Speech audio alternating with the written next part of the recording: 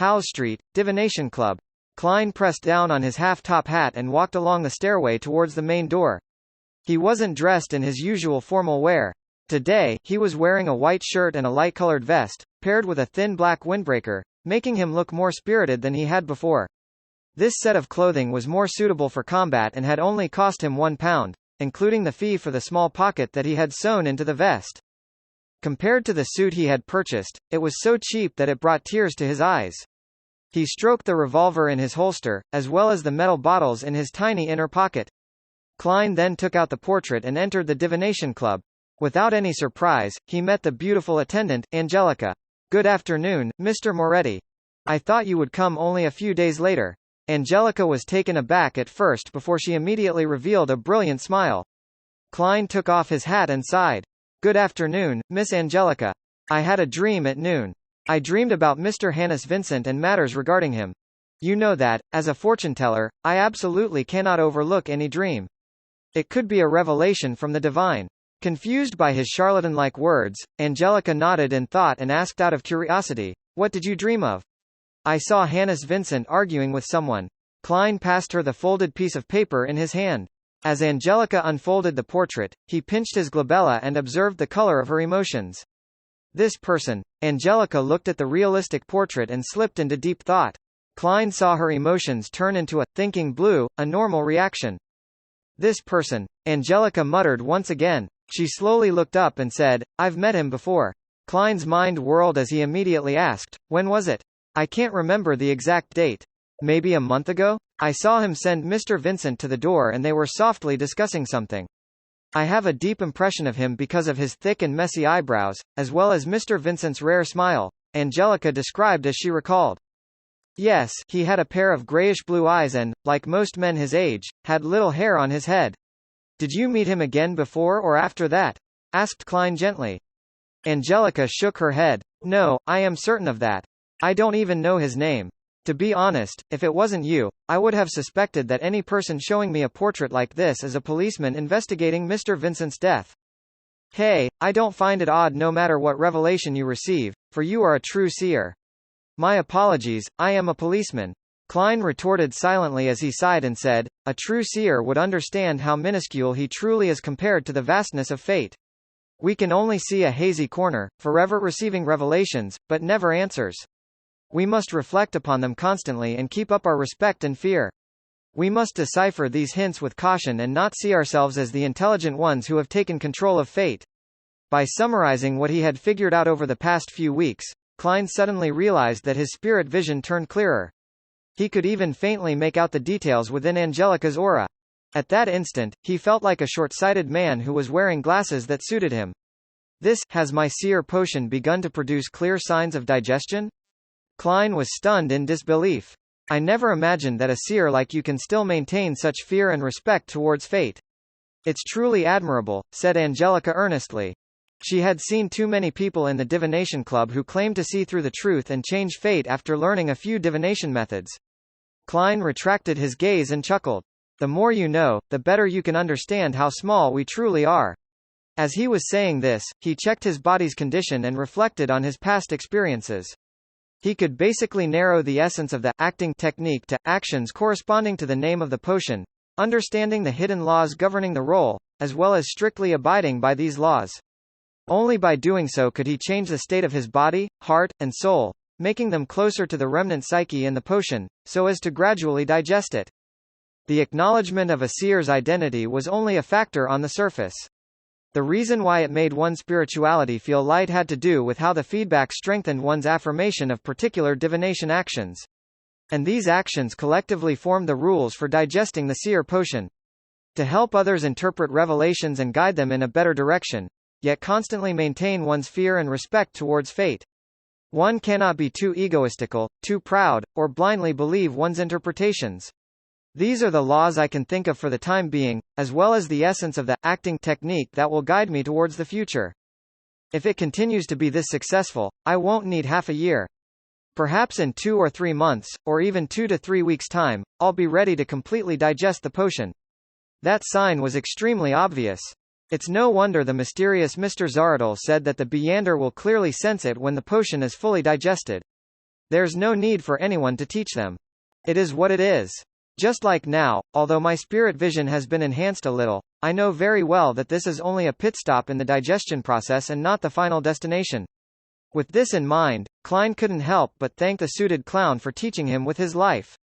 If it wasn't for him, he would probably spend months at the Divination Club, summarizing the rules of a seer through numerous attempts, for better or for worse, before he began acting strictly. Mr. Moretti, I sometimes even think of you as a philosopher, Angelica said with a sigh upon hearing Klein's reply.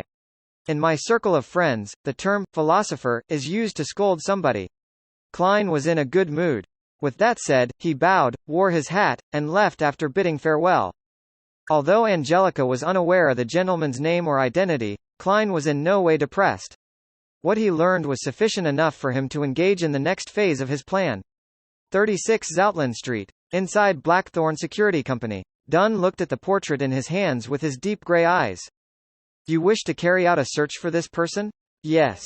Klein had long prepared a reason for this. Captain, didn't I mention that I would head to the Divination Club to observe the reactions of its members on Hannes Vincent's sudden death? I didn't discover anything yesterday, but I accidentally found out today that the person in the portrait had appeared with Hannes Vincent once and was secretly discussing something with him. I flipped through our team's investigation report just now, but I didn't discover any person resembling him in the report. There were no loopholes in his description.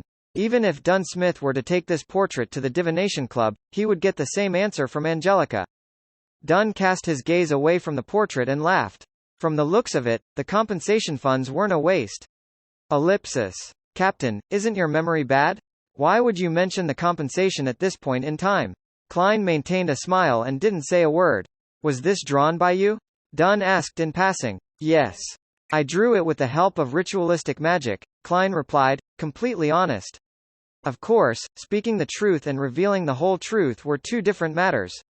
Dunn nodded slightly and said, get old Neil to make a few more sets. I'll get Kenley and Royale to investigate and seek the cooperation of the police department. If this clue is of any use, you would have contributed greatly once again. May Goddess bless us.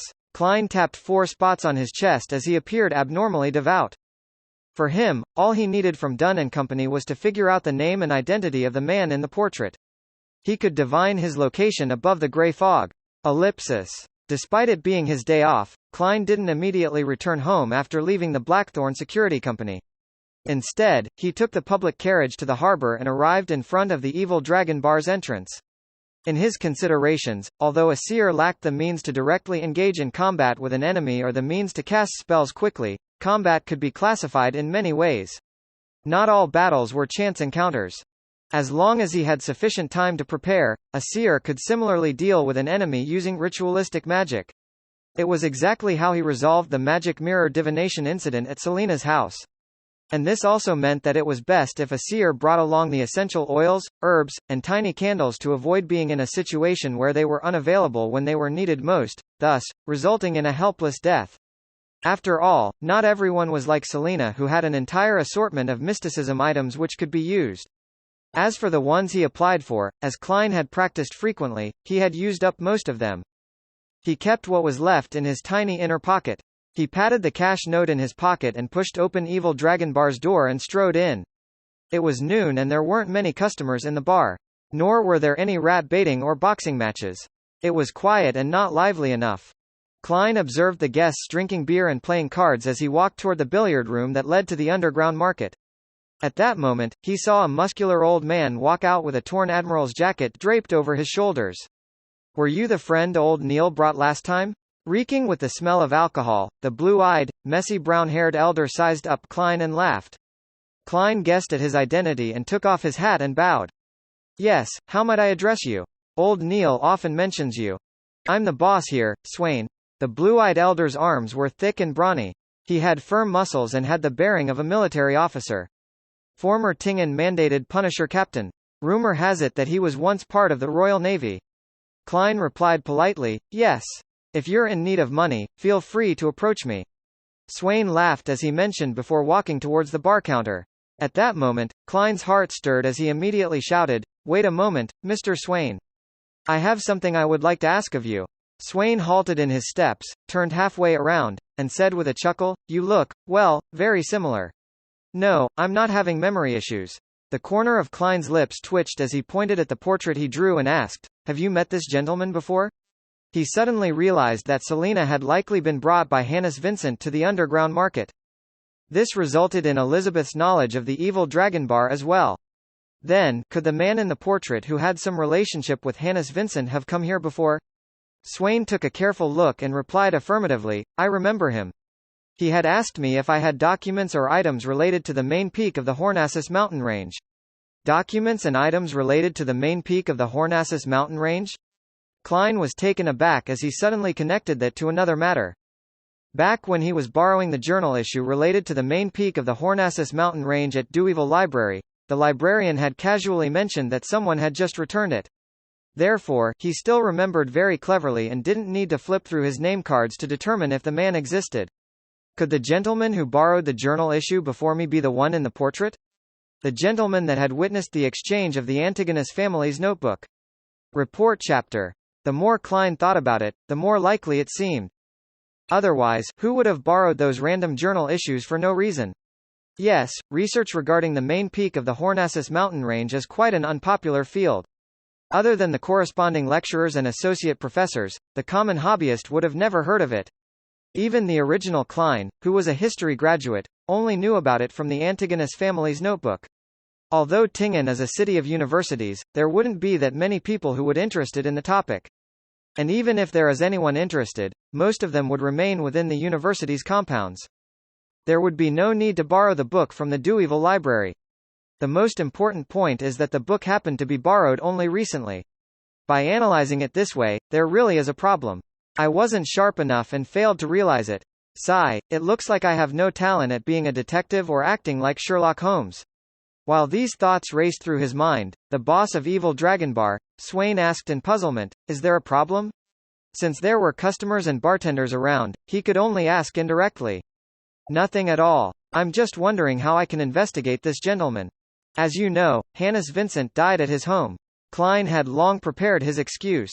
He didn't want to make the mandated punishers become interested in the ancient relics from the main peak of the Hornassus mountain range. Vincent was one of the rather famous fortune-tellers in Tingen City. He often came here. Swain had indeed given a perfunctory answer, but as he recalled, he said, "Now that I think about it, the gentleman in the portrait did come together with Vincent at the very beginning. That is exactly what I wanted to know. Do you remember his name?" Klein pressed immediately. Swain shook his head and chuckled. "I won't ask for my customers' names or identities unless I knew them to begin with, like old Neil." "All right then." Klein deliberately revealed a saddened look. To him, it didn't matter if Swain knew, because he could check the Deweyville Library. To borrow books from a privately funded library, he had to leave personal information, and his identification must have had sufficient credibility. After all, Klein had relied on an introduction letter from a senior associate professor before he obtained a library card. Even if the gentleman had forged his information, it is very likely that he left some clues which can be helpful to my divination. Klein watched Swain as he returned to the bar counter before entering the billiard room in deep thought. He wasn't in a hurry to head to the Deweyville Library for his investigations. He planned on completing his purchases first. After all, it was unknown if he would encounter danger and be required to use ritualistic magic for subsequent developments. After passing through a few rooms, Klein arrived at the underground market. There were a few stalls and customers, a clear indication that it wasn't peak hour yet. Just as he took a step forward, he suddenly saw the monster, a Demisol, who could smell the scent of death, standing in a corner. The young man was pale, and his eyes gave off a hint of terror and madness. He had also noticed Klein as he looked over. As they made eye contact, a Demisol suddenly extended his hands to cover his face. He moved toward the corner of the wall in a panicked state. Soon, he moved to a side door beside him and staggered as he ran out. "Is that necessary? I just nearly blinded you the last time. But I didn't do anything. Seriously, it's as if I'm the devil." Klein's facial expression was somewhat stiff. He shook his head and smiled. He stopped thinking about the monster and came to a stall. He started shopping with a goal in mind. After about half an hour, Klein spent a few pounds, which was most of his secret stash of money. He counted the 3 pounds and 17 soldi he had left, and he felt his heart ache. However, he touched the small metal bottle in the inner pocket of his black windbreaker. "This is the floral essence, Amantha, which Madame Daly used previously. This is powder mixed with drago tree bark and leaves. Essential oil which is extracted from slumber flowers. Dried chamomile petals. This is holy night powder which I previously produced myself. Ellipsis. Klein recalled the items stored in every tiny pocket of his and repeated them. He did it to prevent himself from failing to find the ingredient that he would need at a crucial moment. Relying on his unique traits and mysticism, he quickly finished memorizing them and walked toward the door. Suddenly, he saw a somewhat familiar figure in the corner of his eyes. It was a young lady in a casual green dress. Her smooth black hair was soft and glistening. She had a round face with long eyes. They gave her a sweet look and a refined bearing. It's the girl who was shivering strangely on the public carriage. She does seem fine. I never expected her to be a mysticism enthusiast. Klein slowed down and thought for a few seconds before finally recalling who she was. He had to admit that, other than Justice who he had never seen clearly, the young lady was the most beautiful girl he had seen ever since he transmigrated into this world. The sweet and refined girl stood before a stall that sold mysticism books and, in a breach of etiquette, kneeled to rub her fingers against an ancient book. The ancient book was bound with a black hardcover. The book cover had the words, Book of Witches, in Hermes. It records the black magic of witches. Although I haven't dared to try them, someone I know did, and it really worked. The vendor seized the opportunity to promote the book. The beautiful lady thought and asked, in your mind, what does a witch look like? A witch. A wicked person who brings calamities, disease, and pain, the vendor answered after some thought. Klein didn't hear their conversation because he had already quickly walked out the front entrance. He was rushing to the Deweyville Library in a hurry to settle everything before returning home to cook dinner for his brother and sister. Tomato oxtail soup was on the menu. Backland. Crown Turf Club. Audrey Hall wore a long white dress with engagements and ruffled edges, as well as lace around her chest. She stood in a VIP room and watched the horses gallop. She wore a veiled hat decorated with blue ribbons and silk flowers, and a pair of light-colored fishnet gloves. Her cold and distant gaze seemed out of place in the bustling venue. Just as the racehorse breasted the tape, her friend Viscount Glaint came closer and said with a suppressed voice, Audrey, every time I see you, you look beautiful from a different angle. How can I help you? In the past, Audrey might have basked in the young man's compliment, but now she could see Glaint's ulterior motives through his speech and attitude. Due to the early passing of Glaint's father, he had inherited his title of nobility at the age of 20. He was a slightly skinny young man. He looked to the left and right, then chuckled softly as he said, Audrey, I know a real Beander, a Beander that doesn't belong to the royal family. You've disappointed me every time you said that. Audrey looked forward and replied elegantly, really? I swear on my father's name. I have seen his Beander powers, Glaint replied with whisper. Audrey was no longer the same as before in which should be excited over the news. She was now a Beander, but to prevent Glaint from turning suspicious, she widened her eyes and faked a surprised smile. She asked with her voice trembling, when can I see him? Yes, it'd be great to meet other Beanders. I can't just solve every triviality through the Tarot Club. Besides, I must gather my own resources to exchange them with Mr. Fool and Mr. Hanged Man. Not everything can be solved with money. Sigh, now that I've sent out the £1,000, I'll have to be more frugal. Glaint was very satisfied with Audrey's response. He looked towards the racecourse and said, tomorrow afternoon, there will be a literature and music salon at my place. Ellipsis. Inside Deweyville Library, Klein took out his identity card and badge from his pocket and showed them to the few librarians. I am a probationary inspector from the Special Operations Department of the Ottawa County Police. I need your cooperation in an investigation, he said in a deep voice, recalling the police films that he used to watch. The librarians looked at the identity card and badge before exchanging looks and nodding at each other. Go ahead and ask, officer. Klein recited the names of the journals like New Archaeology and upon finishing, he said, I want the borrowing records of the journal for the last 2 months. He realized that one of the librarians had attended to him before, but it was obvious that the man didn't recognize him. All right, hold on a second. The librarian started searching and quickly found the recent borrowing records. Klein flipped through the records seriously, looking for the man who had borrowed the same journal as he did. There weren't many names since there was only one. He had borrowed the journal several times, including the issue that Klein knew of. The earliest entry was at the end of May, and the most recent one was last Saturday, a day before Hannes Vincent's death. Klein ran his finger over the borrower's information and memorized it.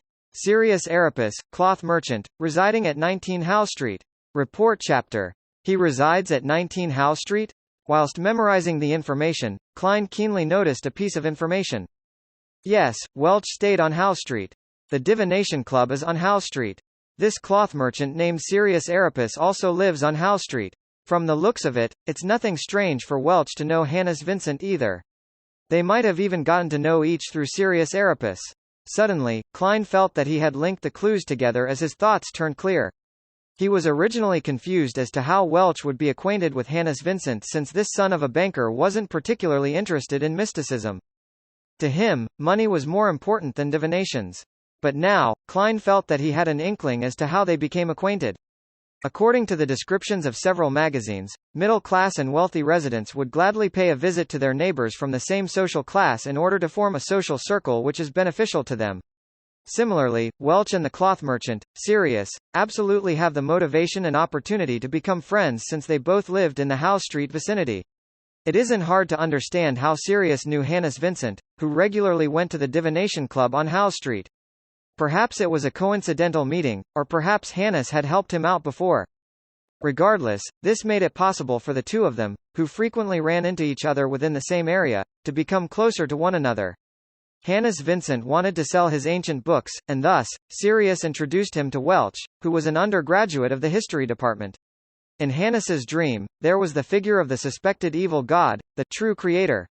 He also knew of the proper incantation format. This proves that he was very deep into the realm of mysticism. The possibility that he might have even been a member of some secret organization cannot be dismissed. I cannot rule out the possibility of him joining some secret organization under Sirius's influence. With ideas coming to him so easily, Klein could tell that the information the man had left behind had a certain level of credibility without even using divination methods. Even if he isn't called Sirius Arapus, nor work as a cloth merchant, and doesn't live at 19 Howe Street, he definitely resides at Howe Street or, at the very least, somewhere nearby. While these ideas ran through his mind, Klein viewed the borrowing records once again with this new train of thought. The last time he came to Deweyville Library was last Saturday, a day before Selina's birthday party, which was also a day before Hannes Vincent died. Several days have already passed since then, but he hasn't returned the issues that he borrowed. According to past records, if he only borrowed 2 issues, he would usually return them the next day. Could this mean that he knows of Hannes's death and was scared to the point that he no longer dares to come to the Deweyville Library again? Yes, he started by borrowing several unrelated history books and journals until he narrowed down what he needed, which is very similar to what I had read. This means that there was no one teaching him. There was no senior associate professor from the history department of a university. He did this completely through trial and error. What would a shocked target do? 2 choices. 1. If he had all the necessary information, he would head straight to the main peak of the Hornassus mountain range. 2. If he still lacks information, he would lay low and observe the situation. He would only show himself again if he's certain that Hannes's death wouldn't implicate him. Having made this conclusion, Klein closed the borrowing records and returned them to the librarians. He then took out the portrait and asked if anyone had seen the man. Unfortunately, many people came to borrow books every day, and the librarians didn't have any impression of the average person. All right, thank you for your time. Klein put away his identification documents and his badge. He had no intention of continuing the investigation alone. This wasn't only dangerous, but also troublesome. He planned to head to Zoutland Street once again and hand the case over to Captain and his teammates. He then planned to go home and prepare his tomato oxtail soup for his siblings before heading to the world above the grey fog to divine the target's whereabouts and condition. Officer, is there anything else? A librarian asked sincerely as he heaved a sigh of relief. Klein nodded slightly and asked, No, I will come back if there are new clues. He held his black cane with his left hand and made his way to the door. At this moment, he saw a man enter the library with his head hung low. He was dressed in a double-breasted coat, its collar standing tall. When they walked past each other, Klein caught a glance of his thick, messy brows, and his pair of grayish-blue eyes. These were things the tall collar couldn't hide. Sirius? Sirius Arapus? A coincidence? Klein froze. He didn't expect to meet his target here. What kind of luck was this? Wasn't this too much a coincidence? He evaluated his physical condition and felt his aching sore muscles. Thus, he acted as though nothing had happened and continued walking towards the door. Well, we have to follow what our heart tells us. Safety matters. It doesn't matter if I missed this opportunity as long as Sirius is still in Tingen. At this moment, the man in the double-breasted coat arrived before the counter and was handing the journals to one of the librarians. It's a return, he said with a soft, muffled tone. The librarian received the journals causally, and when he saw it, he suddenly froze. He subconsciously looked up indifferently as his body couldn't help but tremble. Is there a problem? The man asked in a deep voice. His question seemed like a spark that ignited a fuse, causing the librarian to instantly lose his self-control.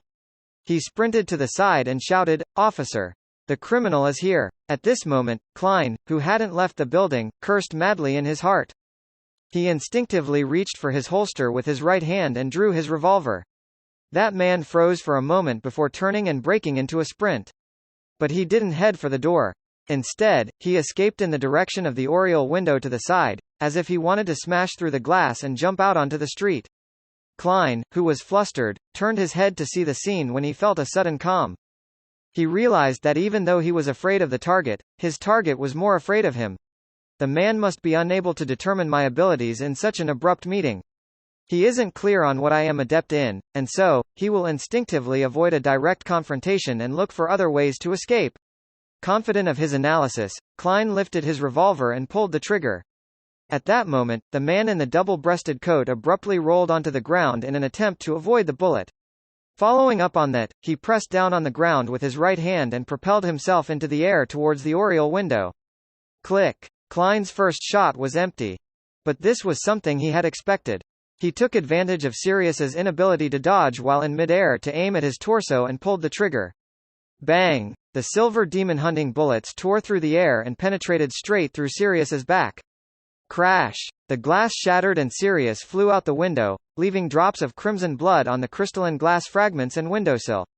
Klein was no longer afraid now that the target was injured. He ran over and jumped out the window with the help of a chair. This was the area lining the back of Deweyville Library's ground floor. A row of trees isolated a lush green field.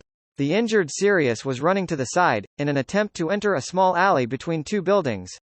Having not practiced shooting at moving targets, Klein didn't dare to fire blindly. He could only carry his cane in one hand and his gun in the other as he pursued the man in a black coat. Tap, tap, tap. He followed the trail of blood on the floor and tried to close the distance. With a corner coming up, the injured Sirius's speed became slower and slower. Klein, who had been waiting for an opportunity to capture him, suddenly felt a little afraid. He felt as though the man in front of him wasn't human, but a wolf or a tiger, one that harbored terrifying dangers. This was an instinct he had as a seer, and also a warning given to him by his spirituality. Klein immediately slowed down, his eyes scanning the blood on the ground. Compared to the blood he had seen earlier, Sirius's blood was now black. At this moment, a violent wind overwhelmed him. Sirius's face was reflected in Klein's eyes. Thick, messy brows. Grayish-blue eyes.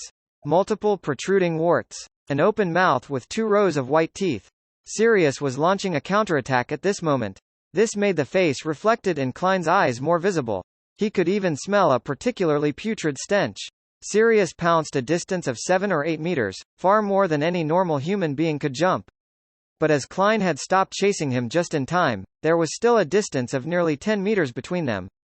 When the distance was shortened to 2 meters, the sticky saliva caused by drool and the disgusting dense warts formed a harrowing scene that made Klein's nerves tense up. Without thinking, he seized the opportunity of the temporary immobility caused by Sirius's pounce to raise his right hand. He fired without stopping, allowing the bullets to rain down on the target's head. Bang! Bang! Bang! Bang! Shooting from such a close distance allowed the silver demon hunting bullets to drill through Sirius's head. Blood splattered everywhere as his face became more and more mangled, until he staggered backwards. Klein had emptied the bullets in his revolver in an instant. He subconsciously wanted to take a few steps back in order to confirm the results of this battle. But at this moment, Sirius gave Klein the shock of his life by trying his hardest to stand up straight. Klein abruptly lifted the cane in his left hand. Smack! The sturdy silver inlaid black cane struck Sirius's neck, leaving a dark red mark. Smack! Smack! Smack! Klein acted on instinct, raining blows on his opponent until Sirius collapsed stumbling onto the ground. Huff! Puff! Huff! Klein supported himself with his cane and took deep breaths. His eyes were trained intently on his target, afraid that Sirius would suddenly jump back to life. At that moment, Sirius' head had basically been smashed into a pulp, and the warts gradually receded. His body stopped moving after a few convulsions. Klein was in no hurry to examine the corpse. Instead, he tossed his cane to the side and took out the demon hunting bullets he had on him and reloaded his revolver.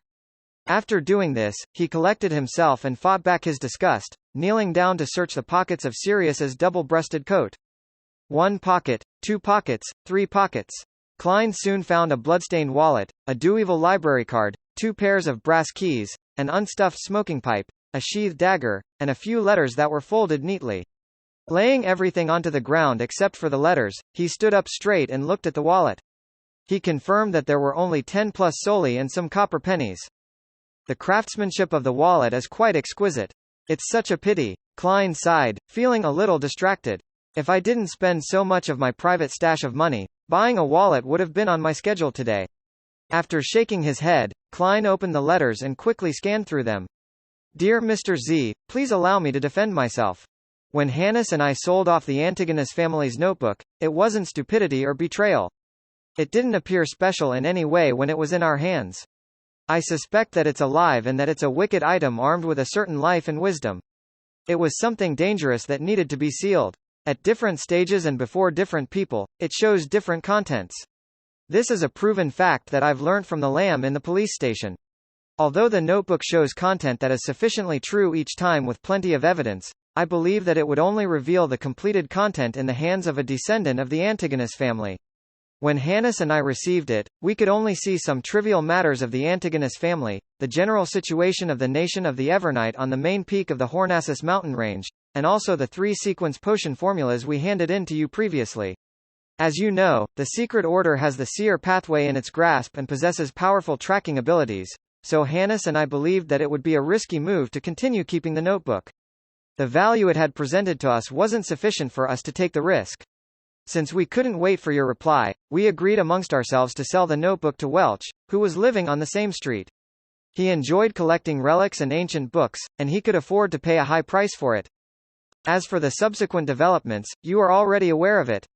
This is the first thing that I'd like to explain. As I am writing these words, Hannes is dead. He died due to a heart attack during his sleep.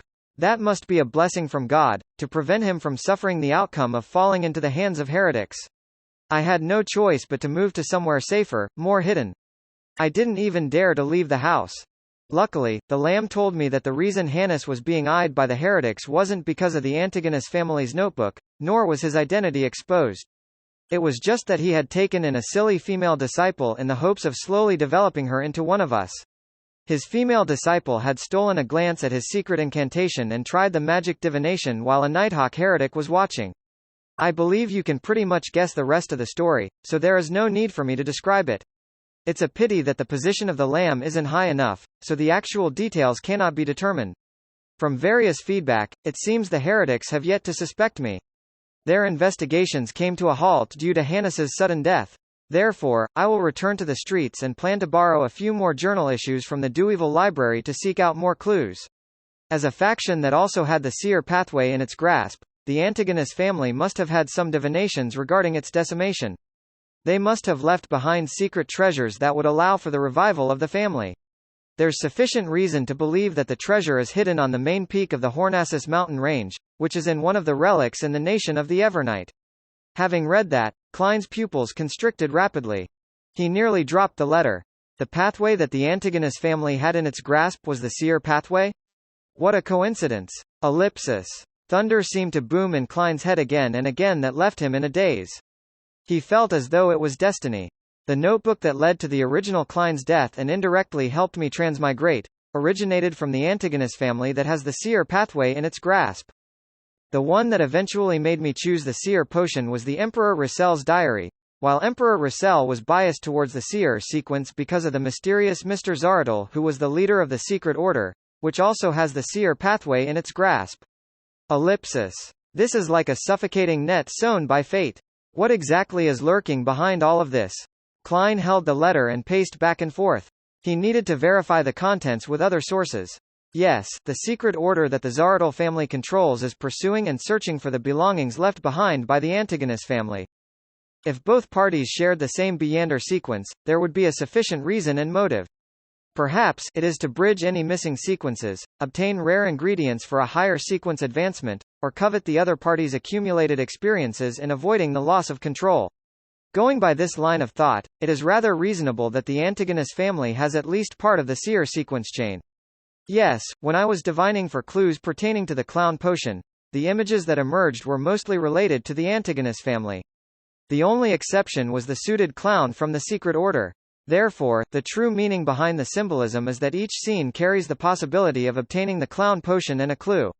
However, I didn't understand the crux of the issue and regrettably missed it. With the two corroborating evidence, Klein nearly believed the matters that Sirius had brought up in the letter. He also understood why he constantly heard the word Hornassus in the murmurs he shouldn't be hearing. The earliest occurrence of this happening was when I first consumed the seer potion. He wore a serious expression as he thought to himself.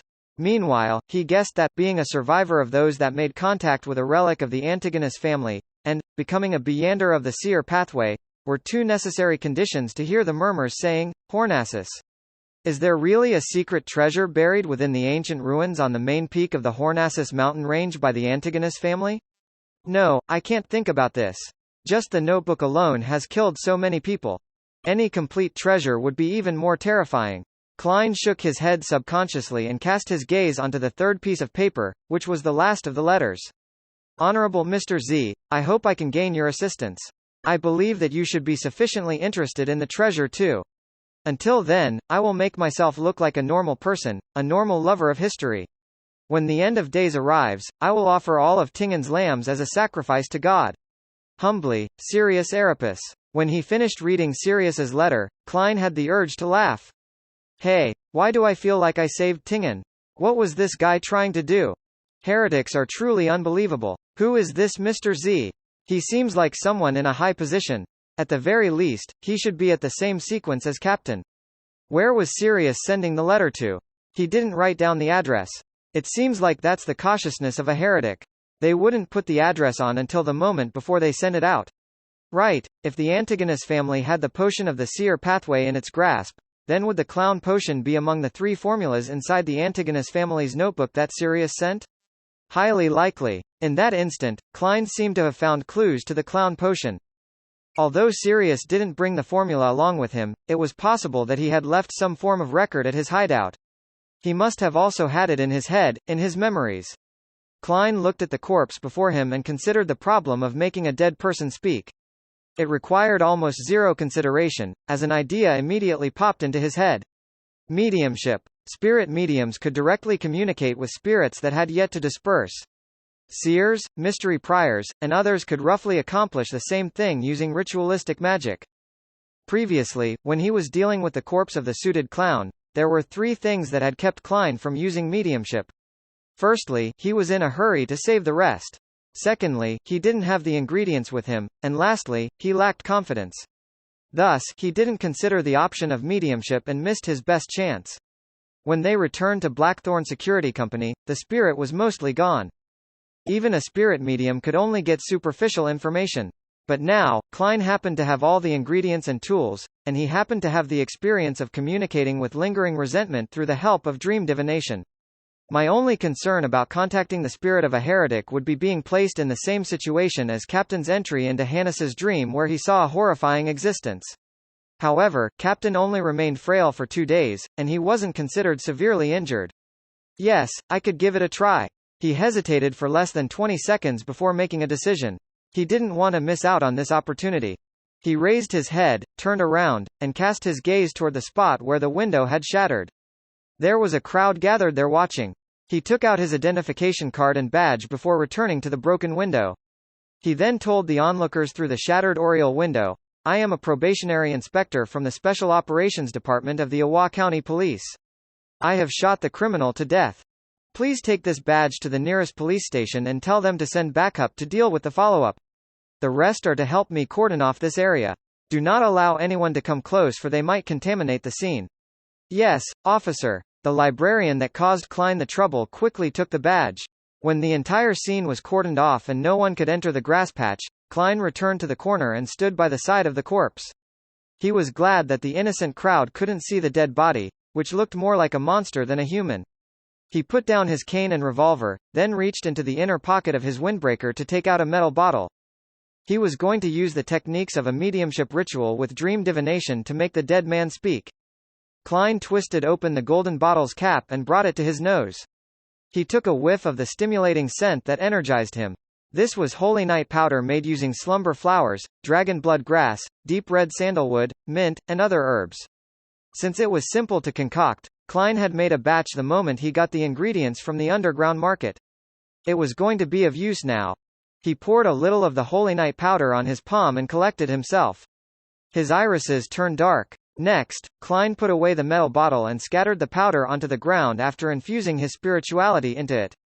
He scattered the powder as he walked, forming a circle around Sirius's corpse. A formless barrier rose, separating them from the outside world. Klein flicked away the remaining holy night powder on his hand and took out the other metal bottles. He sprinkled the Amantha Pure Dew and other liquids in the surrounding area. The ritual he set up was different from the one old Neil used at Ray Bieber's house since the aim of the ritual was different. For example, old Neil poured the liquids before using the holy night powder. That could create a serene and holy state second only to an actual altar.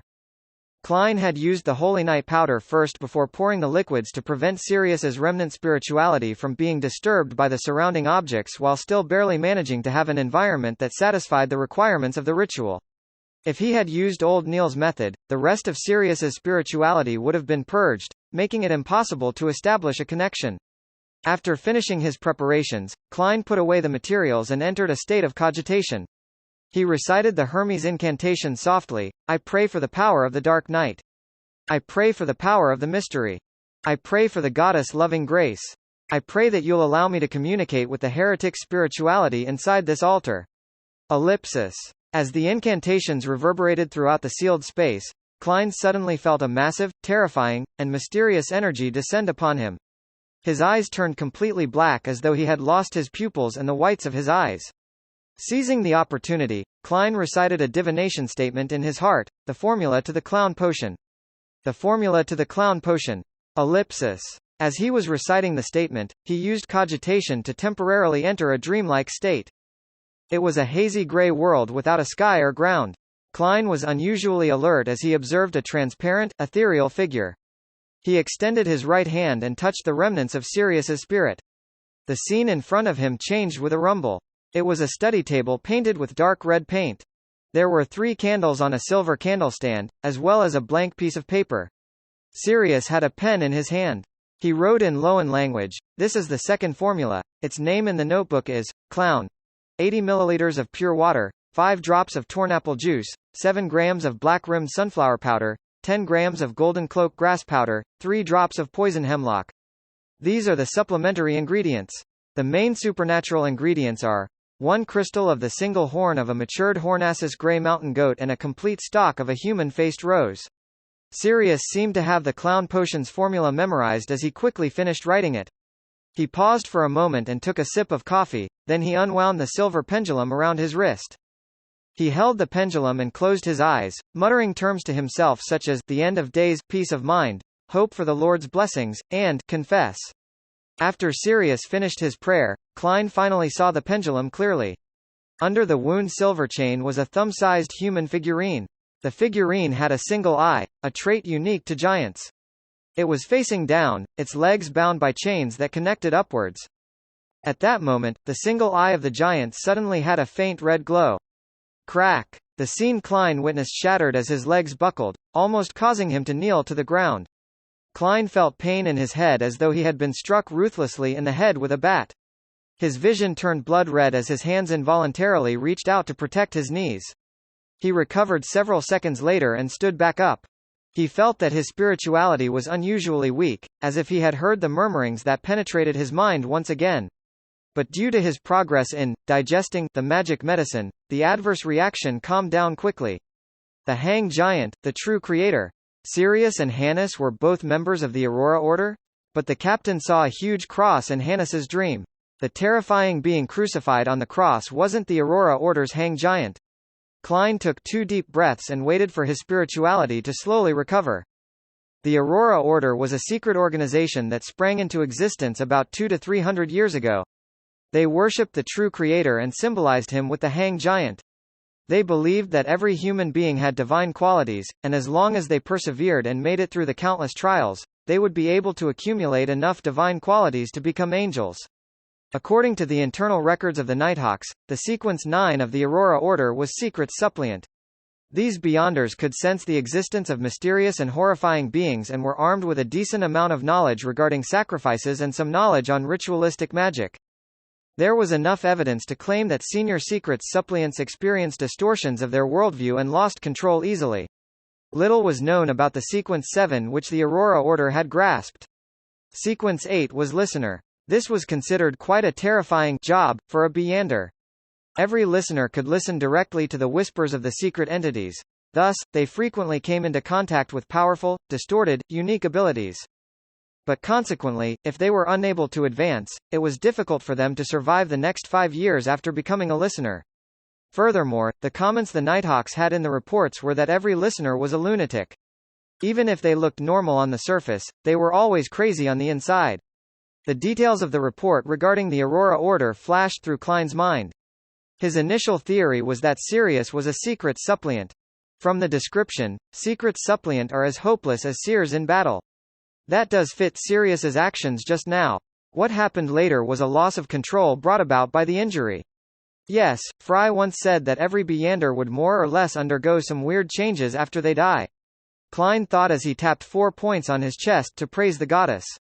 After his spirituality recovered slightly, he concluded the ritual with the appropriate procedure and dismantled the wall of spirituality. With a whoosh, a gust of wind blew as Klein forced himself to look at Sirius's corpse. He noticed that there was still an obvious wart on Sirius's mangled face.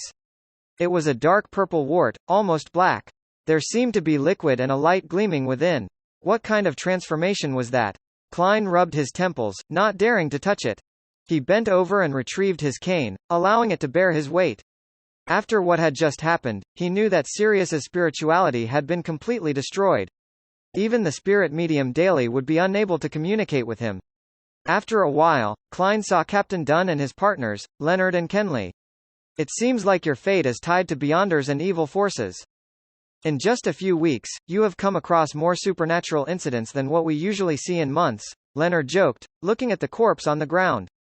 It might not be a coincidence, Klein added, as he suddenly thought about the red chimney he had seen in his dream divination, as well as the majestic palace on the main peak of the Hornassus mountain range and the formless focus on him. He took the opportunity to mention it in passing. Dunn surveyed the surroundings and, with his gray eyes trained on Klein, asked, "You tried channeling his spirit?" There were still traces of holy night powder and the scent of the essential oils. "Yes," Klein replied truthfully. "I was worried that you would arrive late and that the remains of his spirituality would scatter." "You don't look well. Are you all right?" the short Kenley asked in concern. Klein passed Sirius's undelivered letter to the captain and began from the beginning. "When I went to the underground market to purchase materials for the rituals, I suddenly remembered that Selena had also once gone to the evil dragon bar and that it was Hannes Vincent that brought her there. This meant that Hannes was a regular there. Thus, I suspected that the person in the portrait, someone who's definitely connected to Hannes, might have gone to the underground market too. I asked the boss Swain about the portrait, and he gave me confirmation. He told me that the man had once tried to buy documents and items related to the Hornassus Mountains. That reminded me of the library. I recalled that the librarian had mentioned that someone had just returned the journal issue I wanted to borrow." Leonard stood to the side, listening with a smile. He suddenly interrupted, "And so you brought your identification documents and badge here to flip through the borrowing records? Actually, I am very curious. Why would you come into conflict with this man here? Even if it was a direct encounter, with your style of doing things, you would have pretended that you didn't know him and would just leave the library. Then you would come to Zoutland Street to ask for our help. Yes, there was no need for you to take the risk. As long as you confirm the target and that he hasn't left Tingen, there would always be a way to find him," Dunn added as he reviewed the letter. Klein immediately said in embarrassment. The librarian recognized him and shouted for the police to help. "There's no way I could have pretended not to hear that." Leonard and Kenley looked at each other. One tried to cover his amusement, while the other turned his head to the side. Dunn nodded, his gaze leaving the letters. Did you get anything from channeling his spirit? I saw a pendulum that took the shape of a hang giant. I saw a blood-red glow flash in the giant's only eye before I was forced out of the ritual, Klein described honestly. He didn't want to talk about the clown potion for the time being as he had two considerations. First, if Dunn and the rest were able to find Sirius's hideout and the corresponding records, then it would make no difference if he told them or not, as there would be no additional contributions attributed to him.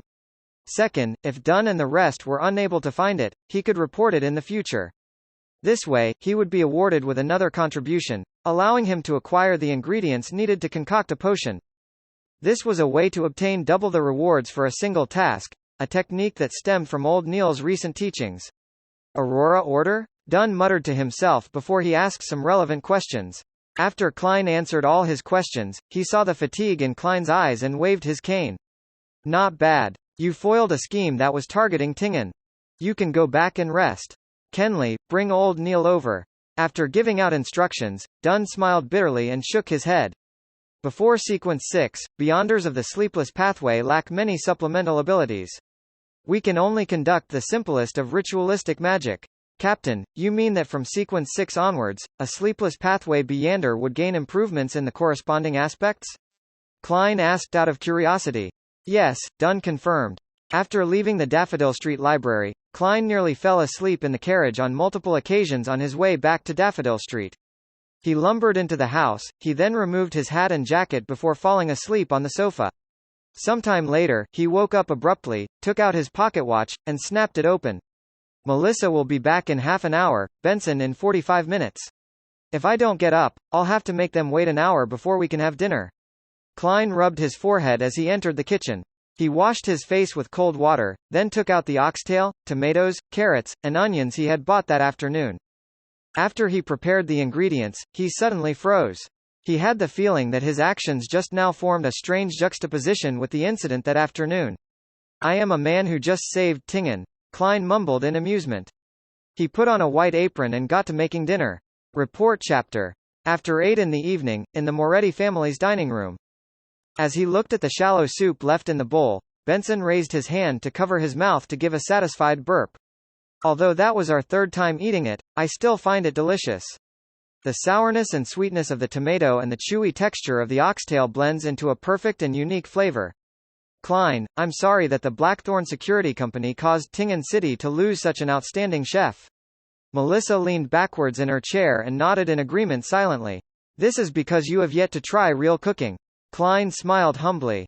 If we have a chance in the future, let's head to Bonaparte Restaurant on Howe Street for some authentic Indus cuisine, and also to Coastline Restaurant in the Golden Indus Borough for some southern delicacies. These were restaurants that were always covered in the newspapers, where the average cost per person was around £1.50. I like your cooking more, Melissa answered without hesitation. Benson chuckled and changed the topic. But I ultimately feel that there's something lacking from the tomato oxtail soup. Perhaps it shouldn't be eaten with bread? Klein nodded in agreement. It's best complemented with rice. Rice, Melissa muttered with an expression of yearning. Tingen, which was located north, wasn't considered a big city. Besides a few particular restaurants, it was difficult to have any chance of eating rice. To Benson and Melissa, this kind of food only existed in the descriptions of newspapers and textbooks. Looking at his sister's expression, Klein laughed. Wait till we save another 6 months' salary, and we will find a chance to go on vacation in Daisy Bay and try the delicacies there. Daisy Bay was located in the far south of the Loan Kingdom, and a third of it belonged to Fainapotter Kingdom. It had plenty of sunlight and beautiful scenery, and the paella there was very famous. Before Melissa could share her opinion on saving money, Klein said, in another 3 months, I should get another raise. By then, we could totally fulfill our desire to travel as well as save money for necessities. Why? Benson and Melissa's attention was redirected as expected.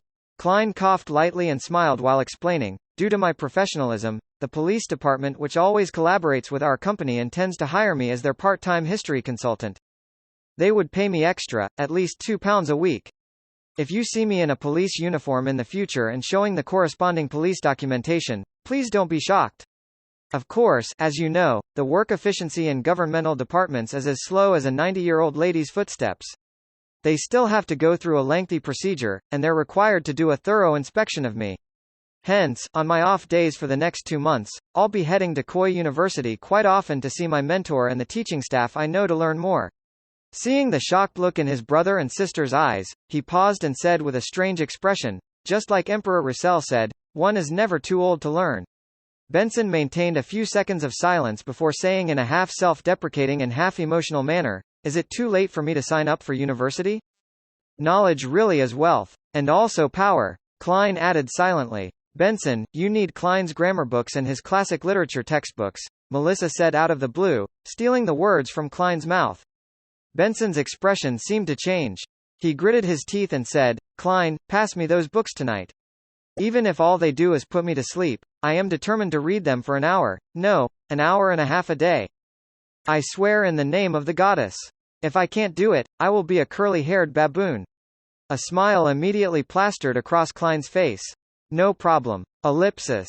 The next morning, Klein hung his coat and hat on the clothes rack in the break room. Then he followed Roseanne's instructions and walked to the basement to the duty room outside Channy's gate. Captain Dunn and members Fry, Sika, Royale, Leonard, and Kenley were all there. As his gray eyes glanced past the newly promoted Nighthawk, Dunn smiled and said, "We have a routine meeting every Thursday to summarize past missions and discuss various challenges. I am a man who has endured the test of many regular meetings as well." Klein lampooned. He found a seat and joked, "Do I need to introduce myself?" Dunn smiled and turned to look at Kenley. "Briefly tell us about the investigation of Sirius Erebus." Kenley was also a Nighthawk who had been promoted from a member of the civilian staff. He wasn't very tall, his brown hair was quite thick, his body size was average, his muscles were very toned, and he looked like someone who was smart and capable. He thought and said, "With old Neil's help, we found Sirius's secret hideout. There were many books and items at the scene. From them, we can be certain that Sirius was one of the underground members of the secret organization, the Aurora Order. He was also a secret suppliant. There's sufficient evidence to show that he and Hannes Vincent sold the Antigonus family notebook to Welch. Those who don't remember Welch can ask Klein about him. We found valuable items, including 3 sequence potion formulas, which are Sequence 9 Seer, Sequence 8 Apprentice, and Sequence 8 Clown. The subsequent task is to use Sirius's social circle and the letters we found to locate other Outer Circle members of the Aurora Order. The focus of our search will be directed at the heretic who has infiltrated the police department. Also, people who were in contact with Hannes need to be reinvestigated." Dunn nodded lightly and looked towards Klein. "As you heard just now, we've obtained the clown potion formula, but are unable to determine if it's real. We have to wait for the Holy Cathedral to give us feedback. In the mission relating to the Aurora Order, you have made a crucial contribution. Plus, given that you shot a member of the Secret Order, it won't be long until you accrue enough contributions to be promoted. But, I have to remind you that not everyone is like Daly. You have to suppress your desire and wait for 3 years. In order to avoid losing control, you can't allow your mindset to be affected by our discovery of the clown potion formula. Captain, you don't understand how magical it is to act. I have already confirmed the authenticity of the clown potion formula using divination above the gray fog last night." Klein nodded obediently. "I will keep my emotions in check." Then Sika Tron, the quiet midnight poet with white hair and black eyes, said, "We still haven't found any clues regarding instigator Triss. I suspect that he has already fled from Tingen." Ellipsis. After they were done exchanging their new information, Klein left the duty room and found old Neil to continue his mysticism lessons. In the afternoon, he went over to his combat teacher, Gawain, to do basic strength, endurance, and overall coordination training. With the sun still up and bright at 5, Klein took off his training costume, took a quick shower, and changed into his original clothing. He then took the public carriage to Bessick Street. He hadn't forgotten about the red chimney that he had seen in his dream divination, nor did he forget about the man that he suspected to be a member of the psychology alchemists who had bought supplementary ingredients for the spectator potion in the underground market. These things would be inconvenient to investigate in his role as a Nighthawk. Number 27. Henry's Private Detective Company. Yup, it's here. Klein found a private detective company according to the newspaper's descriptions. It was said to be trustworthy. He put on a mask, lowered his top hat, and flipped up his collar. He walked up the stairs and came to the company on the 2nd floor. Knock, knock, knock. He knocked on the door that was half closed. "Please come in," said a voice that seemed to be affected by phlegm. Klein lifted his cane and pushed the door to enter. He saw the detective company using an almost open layout. There were 4 employees sitting at their respective seats partitioned into small cubicles. "Hi, I'm Detective Henry. How may I help you?" A man in a white shirt and black vest greeted him. He held a smoking pipe in his hand, and he had a prominent jawline, blade-like eyebrows, and dark blue eyes that sized up his client. Klein used the collar of his windbreaker to block half of his face as he spoke. "I have 2 matters to entrust to you. How are your rates?" "That depends on the difficulty of the task." Detective Henry retracted his gaze and pointed towards the sofa in the guest area. "Let's talk over there." Klein followed him to the semi-partitioned area and sat on the single-seat sofa. He didn't take off his coat, nor did he take off his hat and mask. He purposely made his voice hoarse and said, "First, I need you to help me find a house with a chimney that looks like this, as well as information on who the owner and current tenant are." As he spoke, he took out a neatly folded paper. When he opened it, there was a chimney with its color noted down and its surrounding scenery. This was the drawing that Klein completed by using the uniqueness of the area above the gray fog and the method of praying to himself. "What a great drawing!" Detective Henry complimented subconsciously. He then knitted his eyebrows and said, "This is not complicated but very tedious. It would require a long time and a large amount of manpower." "I understand." Klein nodded lightly. Detective Henry pondered for a moment and said, £7. The price for this job would be £7. In addition, you have to give me at least 2 weeks. All right. Second, help me find this gentleman and find out his identity. The only thing I know is that he occasionally appears at the Evil Dragon Bar near the Harbor Borough. And he must not detect any men you send. He is very sensitive and he has terrifying observational skills. Klein took out the second portrait. He intended to get in touch with a member of the Psychology Alchemists to see if he could find any valuable information and materials. For example, perhaps a formula that could be exchanged with justice? £3. Such a mission would cost about £3 or £4. Your outstanding drawing skills will help my assistant and I save time, Detective Henry replied skillfully. £10 in total? Klein found the price upsetting. Detective Henry took a puff on his pipe and said, "Yes, and you need to put a deposit of £2. When there's progress, you'll need to pay another £3 to £5. The rest of the payment can be made when the mission is completed. Then I shall come next week to check on your progress." Klein didn't haggle over the price to prevent the observant detective from remembering any of his characteristics. After they signed a standard contract, he took out 2 £1 notes and passed them to the detective. He only had £1.17 left from his savings. As Detective Henry watched the man wearing a gauze mask and a black windbreaker with its collar raised leave in a hurry, he had a suspicious look in his eyes as he smoked his pipe. Why is he looking for a house that has that kind of chimney? He must be an artist, or at least a professional sketch artist of some sort. In the afternoon, in Viscount Glaint's luxurious mansion, Audrey, with her maidservant in tow, followed etiquette and passed her hand to the host. She looked at him, giving her hand a quick peck. "Your beauty accentuates my salon." Glaint first gave a compliment as usual. Then, he lowered his voice and said, "That lady is already here. She's a Beyander and also an author." Report chapter. "Author?" Audrey asked casually as she observed Glaint's reaction. Subsequently, she didn't have to mind the presence of her maidservant, Annie, since they chatted about ordinary topics. Glaint straightened his body and chuckled.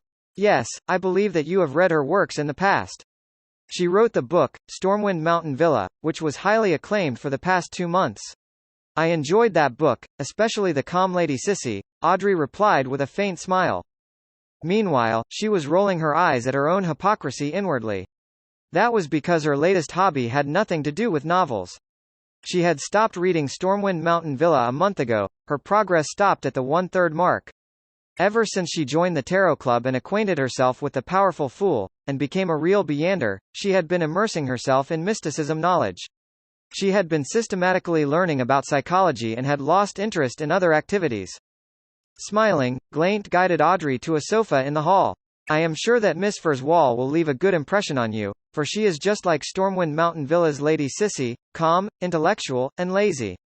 Also, my dear Miss Audrey, are you going to play the piano for us later? That is the greatest compliment for a novel and literature."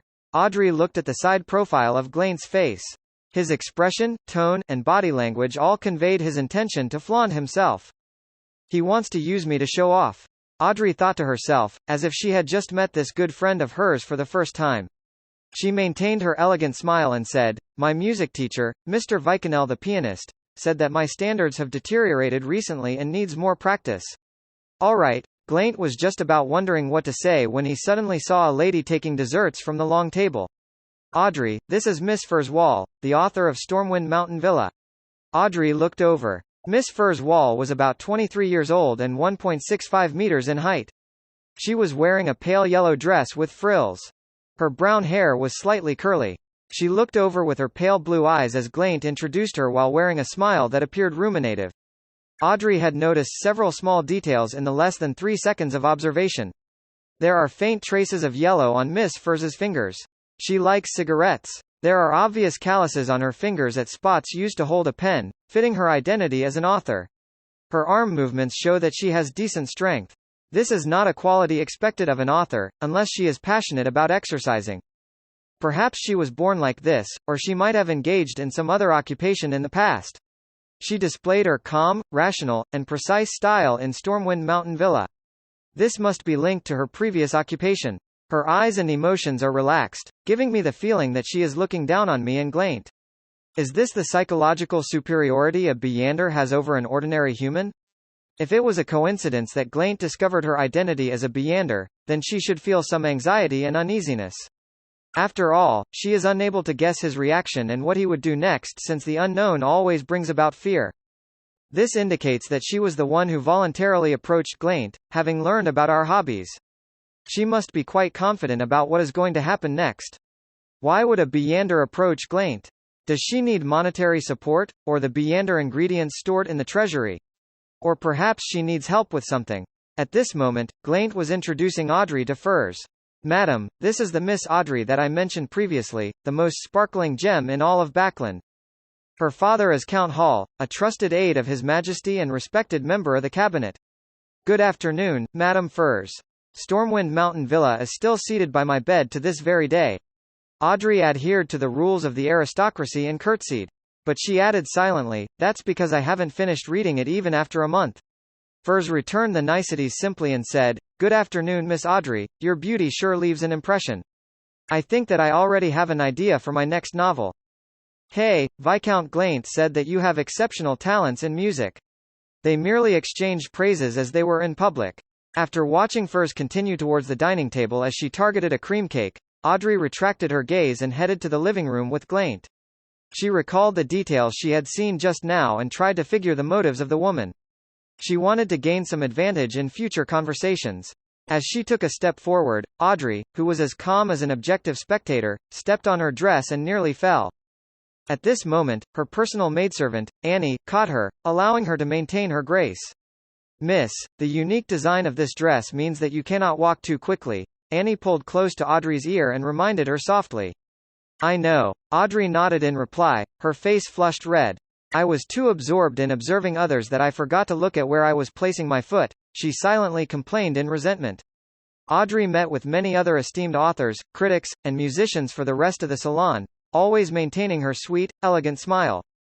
Finally, after her facial muscles began turning sore, she saw Viscount Glaint's signal. She waited for a few minutes and gave the excuse of needing to use the washroom. She lifted her dress and stood up slowly to leave the salon. After confirming that there was no one tailing her, she made her way to the study on the first level and told her maidservant Annie, "I have something to discuss with Glaint. Guard the door for me. Do not let anyone enter." All right. Annie didn't feel that the request was strange, for she knew that Audrey and Viscount Glaint shared similar hobbies and would often discuss mysticism in a private setting. Audrey entered the study and locked the door. She saw Glaint seated behind the desk while playing with a pen. Furs Wall was standing in front of the bookshelf, nonchalantly flipping through a book. "I'll introduce you both again. Madame Furs, a true Byander." Glaint put down his pen and walked over. "Is that so?" Audrey intentionally exaggerated her feelings of doubt. Furs returned the book to its original position and turned around with a smile. "It looks like I have to prove myself." She walked over to the door and extended her right palm, grabbing the handle of the door. Suddenly, Audrey's vision blurred. It was as if she witnessed Madame Furs turn incorporeal as she passed through the door. She was shocked. Concentrating, she realized that Furs was no longer standing in her original position. A few seconds later, the door handle turned. The locked door was opened just like that. Furs Wall smiled as she walked in from the outside. Audrey's maid, Annie, who was not far away, didn't seem to be aware of what had happened. "What a magical ability!" Glaint exclaimed. Audrey took in a deep breath and said, "I have no more doubts." At the same time, the ability Furs had displayed allowed Audrey to confirm what her true motives were, since acquiring money or materials would be no trouble for a Beyonder like that. Glaint doesn't have any Beyonder guards. Furs wants to use the statuses and resources available to Glaint and I to achieve something? Audrey tried her hardest to act as a spectator. Furs chortled and said, "Let us interact with honesty. We do not have much time left. I was once a doctor at a clinic and was given an opportunity to become a Beyonder. That was more than 2 years ago. I hope that you can do something for me, and the reward I will give you is allow you to join the ranks of true Beyonders. I will sell you the formula of a particular sequence potion and its corresponding materials." Upon hearing such a promise, Glaint could not help but ask, "What do you want us to do?" "I have a partner who's in jail now, awaiting the final verdict. I hope that you can save her, regardless of the methods used," Furs said simply. Audrey frowned. "Madam Furs, the abilities you have demonstrated should be better suited for the task." Furs laughed and shook her head. "No, that is not the case. She cannot pass through the places that I can. I can only go in regularly and chat with her. Also, I think that risking my life to save her is not a good idea. Life is short, but there is much for us to do." Audrey observed Furs's face and body language. She considered her words before asking, "I understand. What crime is your partner being locked up for?" Furs's expression immediately turned a little awkward. "My partner is a very respected person who can make others comply from the bottom of their hearts. She is of good character and kind." Well, it was that the means she used to convince a thug was a little over the top. After handing out the mission, Klein followed his original schedule of mysticism lessons in the morning and combat lessons in the afternoon. The regularity of his life almost made him forget that he was a member of the Nighthawks. The curse of often encountering supernatural incidents seemed to disappear as well. It was Saturday, his turn to guard Channy's gate. "You can enjoy the coffee I left here or the black tea in the clerk's office." Dunn surveyed the room with his deep gray eyes. Klein, who had already given an excuse to his siblings, nodded in joy. "All right, Captain. You sure are a generous gentleman." Dunn laughed. "Those will help you relax. Being tense all the time is not good for your health." He took his hat and cane and walked toward the door. As he was exiting the door, he suddenly turned around and said, "I forgot to remind you. Do not open Channy's gate no matter what you hear, unless it is opened from the inside. Remember, no matter what you hear, no matter what happens." "Captain, that's a little scary." Klein tensed up instantly. He felt the darkness of the basement triumph over the light of the gas lamp. Despite not being dawn yet, the well-ventilated but quiet and dark underground was illuminated by gas lamps. The dim yellow light emitted from the gas lamps were protected by glass, allowing them to steadily shine throughout the empty and quiet tunnel. Klein sat in the duty room and casually flipped through the newspapers, magazines, and books piled before him. He directed some of his attention outside, to prevent anyone from charging inside the Channy's gate. His windbreaker and top hat were hung on the clothes rack near the entrance while his cane was leaning against the wall where it could be easily retrieved. The rich aroma of coffee filled the air, and Klein couldn't help but take a whiff. He massaged his temples to fight against the heavy head feeling he was experiencing and the weariness of his body. As a college student back on Earth, he often slept at 5 in the morning and woke up at noon, while staying up all night during the past 2 to 3 years of working life, to the point of being able to attend work energetically the next day. However, it was all thanks to the games that were too exhilarating, novels that were too interesting, television shows and movies that were too entertaining. This world obviously didn't possess any of the necessities needed for staying up all night. Seriously, Emperor Russell. If you want a posture, do it properly. Pour your limited life into an unlimited enterprise. Lead the people of this world into the information age. Klein muttered silently. He could only console himself that there were at least newspapers, magazines, and increasingly interesting novels. At first, he wanted to focus on his studies to restrain his sleepiness. However, practically speaking, it conflicted with his duty. Once he entered that state, he would easily overlook any movements outside and any changes to the situation at the Channy's gate. Phew. Klein picked up his coffee cup and carefully blew at it. He took a sip and let the fragrant taste swish around his mouth before letting the liquid slowly flow down his throat. Pharma coffee from the Paws Valley, very bitter but very refreshing. Klein gave a compliment and put down his coffee cup. The Paz Valley was located in the southern continent, a region that produced high-quality coffee beans. It was currently being fought over by the Intis Republic and the Loan Kingdom. They both built colonist settlements on the left and right banks of the Paz Valley, and had destroyed the original Paz Kingdom. In the eerie silence, Klein casually picked up a magazine and realized that it was Ladies' Aesthetic, which talked about fashion and dating. "This must be from Roseanne," he murmured in amusement as he flipped through it with his interest piqued. Maybe it was due to the sudden advancement of camera technology in the past decade or so. Not only did the magazine use a lot of illustrations, it even used monochrome pictures as their content, just like the newspapers. They fashionably invited the famous play and musical actors to model the charms and the magical pairing of the clothing. In a short span of 7 years, the new regional Backland magazine became a mainstream magazine that spread across the nation. "The dress looks nice, she's pretty too." Klein flipped through it casually and didn't hide his aesthetic inclinations. He was a man that had matured normally both in body and mind. He had always appreciated beautiful ladies, but he had long set his goal, to find a way home. Hence, he tried his best to keep his distance from the opposite sex, so that he didn't waste the other person's time or leave behind any emotional baggage. As for streetwalkers, he was quite a germaphobe in that aspect. Benson and Melissa were already shackles that couldn't be removed. He could only find the means to make it up to them in the future. Klein suddenly felt his heart heavy and he couldn't help but let out a sigh. The further he strayed away from home, the more he felt melancholic during quiet late nights. He suddenly lost his interest in looking at beautiful women and put down the magazine in his hands. He picked up a novel instead. Stormwind Mountain Villa, author, Furs Wall. Klein read the content on the cover. The tranquil night, dim yellow light, and the leather-bound book reminded him of his younger days when he rented books. Hence, he continued to read simply because of nostalgia. Stormwind Mountain Villa was a novel about Lady Sissy, who was 1.65 meters tall and weighed 98 pounds. It was a story of her embarking as a home tutor in the Fruys Mountain Villa. 1 pound is about half a kilogram. Is this Jane Eyre of an alternate world? Klein caressed his fingers against the smooth paper as he began making guesses of the subsequent content. However, just as he thought it was a romance novel, an evil spirit emerged in the story.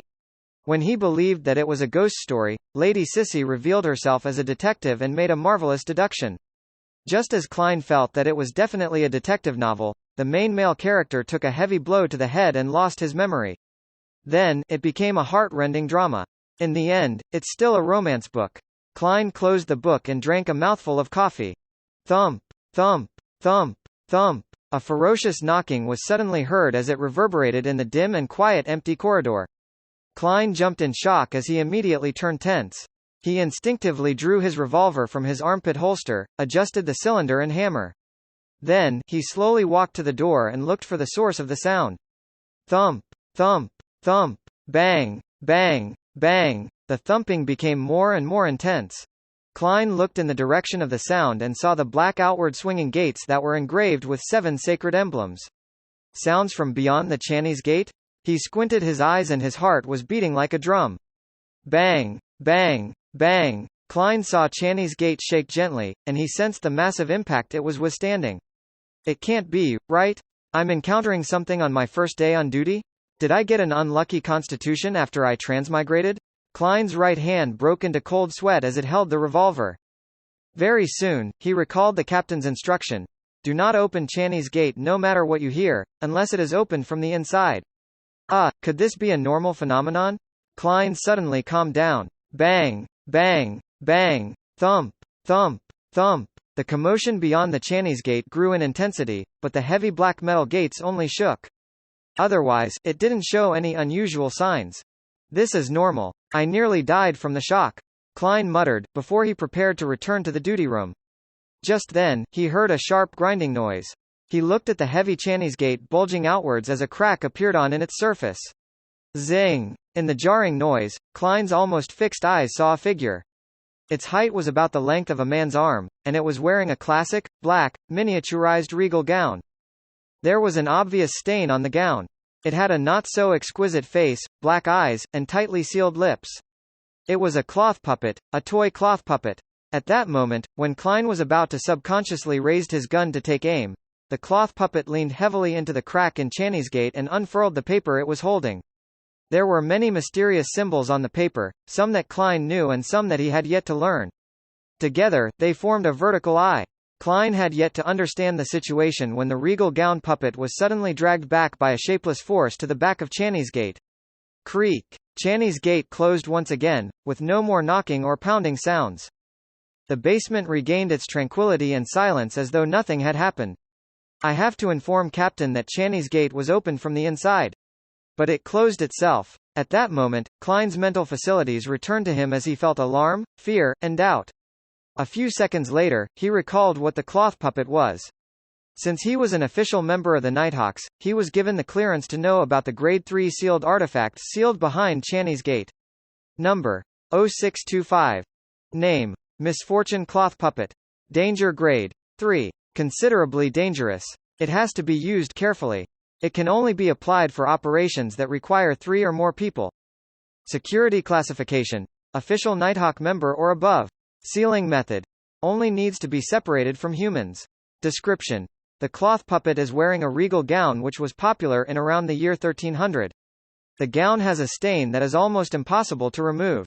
It is uncertain if the stain was present from the very beginning. In a few tragic cases of individual family financial crises recorded in Tingen, the police noticed the existence of the puppet. It was always placed in the children's bedroom, on the side table next to the bed. A few Nighthawks accepted the request and started an investigation on the puppet. The initial evaluation determined that it brought misfortune, causing people around it to be unlucky and find themselves in danger. Finally, they would die one after another. It only took 2 weeks for the tester to reach the brink of bankruptcy. The puppet isn't equipped with the capability to live. It doesn't have any inclinations of escaping the seal. Through extended periods of experimentation, we discovered that as long as one does not come within 10 meters of it for more than half an hour a day, one wouldn't be tainted with misfortune. If misfortune has befallen someone, the person will immediately have his situation turn for the better as long as the misfortune is transferred to another person. Appendix. The puppet first appeared in the house of an old lady, Tess, who lived in the lower street of Iron Cross Street. She was a toymaker. Due to old age and her husband's severe illness, with both her children passing on early, she had no choice but to move to the Iron Cross Street's lower street. This was the last toy she sold. She exchanged the puppet for some poison hemlock and ended her and her husband's lives, having starved for more than 3 days. As Klein recalled the information of sealed artifact 30625, he felt even more doubtful and horrified. Didn't it say the puppet isn't equipped with the capability to live? Didn't it say that it doesn't have any inclinations of escaping the seal? What did I see just now? What dragged it back in the end? The symbol that was drawn on the paper that it unfurled, what does it mean? That scene earlier was like how a psychotic murderer deals with his victim as the victim slams on the gates heavily and cries for help desperately, only to be dragged back. While these thoughts flooded him, Klein decided not to make any decision on his own. He returned to the duty room and pulled a rope. The rope tightened, the gear spun, and there was suddenly a hurried ringtone that rang on the second floor of the Blackthorn Security Company. Leonard Mitchell and the other sleepless who were playing cards in the entertainment room immediately put down their poker cards and ran to the basement. Report chapter. The sound of running footsteps entered Klein's ears, calming him down as he stood at the entrance of the guardroom. Leonard arrived first, holding a revolver. He asked in a solemn voice, "What happened?" Watching Leonard struggle to stop, Klein suddenly thought of something that Roseanne had mentioned in the past. 3 years ago, Leonard, who had just become a sleepless, tried to run down the flight of stairs despite not having adapted to the potion's power, causing him to fall and roll down. With a cough, Klein pointed at Channy's gate and said, "There was a knocking noise from the inside," which then became a loud slamming noise. Then the door was pushed open a little. Channy's gate was pushed open? The short Kenley asked in shock. Yes, a slit was open. Klein continued his description. He saw that Leonard, Kenley, and Royale had stopped approaching the guardroom, instead forming an arc formation a few steps away, loosely surrounding Klein. He paused for a moment before asking, "Are you suspicious of me?" "No, it isn't suspicion.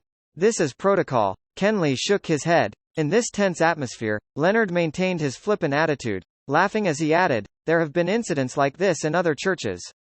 The Beander guarding Channy's gate lost control and pulled the bell before killing 2 teammates who came to help. All right, Klein no longer felt angry and aggrieved at being ostracized. Instead, he asked, "Then how should I prove that I haven't lost control?" Leonard wiped away his flippant smile and tapped his chest 4 times. With a hoarse voice, he recited softly, lacking clothes and food, they have no shelter in the cold. They are drenched by rains, and huddle around the rocks for lack of shelter. They are orphans snatched from the breast, hope lost on them. They are the poor that have been forced off the proper path. The Evernight did not forsake them, but bestowed them with love. Ellipsis. The holy, yet pitiful prayer reverberated around the basement, making the bodies, hearts, and souls of everyone present feel purified and tranquil. Seeing Klein not display any abnormal reactions, Leonard stopped his recital and smiled. There's no problem. You are still our trusted partner. Madame Royale, who had been quiet all this time, looked at Channy's gate and asked, what did you see when the gate was pushed open? I saw a misfortune cloth puppet, the one wearing the black classic regal gown, 30625, Klein replied, still a little fearful. But 3 seconds later, a formless power pulled it back and Channy's gate was closed once again. What's going on? Leonard, Kenley, and Royale exchanged looks. Heh, we are in the same boat as you. We don't know the true cause. But since Channy's gate is closed once again and there's nothing unusual, we shouldn't enter it at this time. We have to wait till dawn for the captain. Royale calmly added, I will wait here and guard the gate with you. All right. Leonard moved his hand and gave a bantering laugh. As the most powerful person here, I shall stay too. Kenley, return to the 2nd floor just in case the police department has an emergency case and cannot open the door. Kenley didn't say much, he just nodded immediately and left. Leonard glanced at Klein and Royale. Perhaps we can continue our card game? It's best to have some sort of entertainment in circumstances like this, to relax. No problem. Klein adjusted his revolver and put it back into his armpit holster. Royale didn't voice an opinion, but instead stroked her smooth, black hair as she entered the guardroom. While playing Fighting the Landlord, no, Fighting Evil, Klein said casually, Misfortune cloth puppet, I mean 30625, according to its description, isn't equipped with the capability to live. Haha, 3 aces. Leonard showed his hand and replied with the same casual tone, in the past 40 years, 30625 hasn't displayed any lifelike characteristics. We can first assume that the information is correct and make our assumptions based on that. Pass. You already have an idea? Royale asked simply. As Klein hesitated to think about whether he should throw his 3 deuces, Leonard took a sip of his freshly brewed coffee and said, yes, since 30625 shouldn't have any lifelike characteristics, then its actions today must have been influenced by some other factor. This factor must also be rather recent, otherwise, we would have observed this phenomenon a long time ago. Has there been anything different about Channy's gate over the last month? Royale saw Klein toss his 3 deuces and pondered for a few seconds. There is only one thing different. The Antigonus family's notebook and the sealed artifact 2049 was stored behind Channy's gate for a night.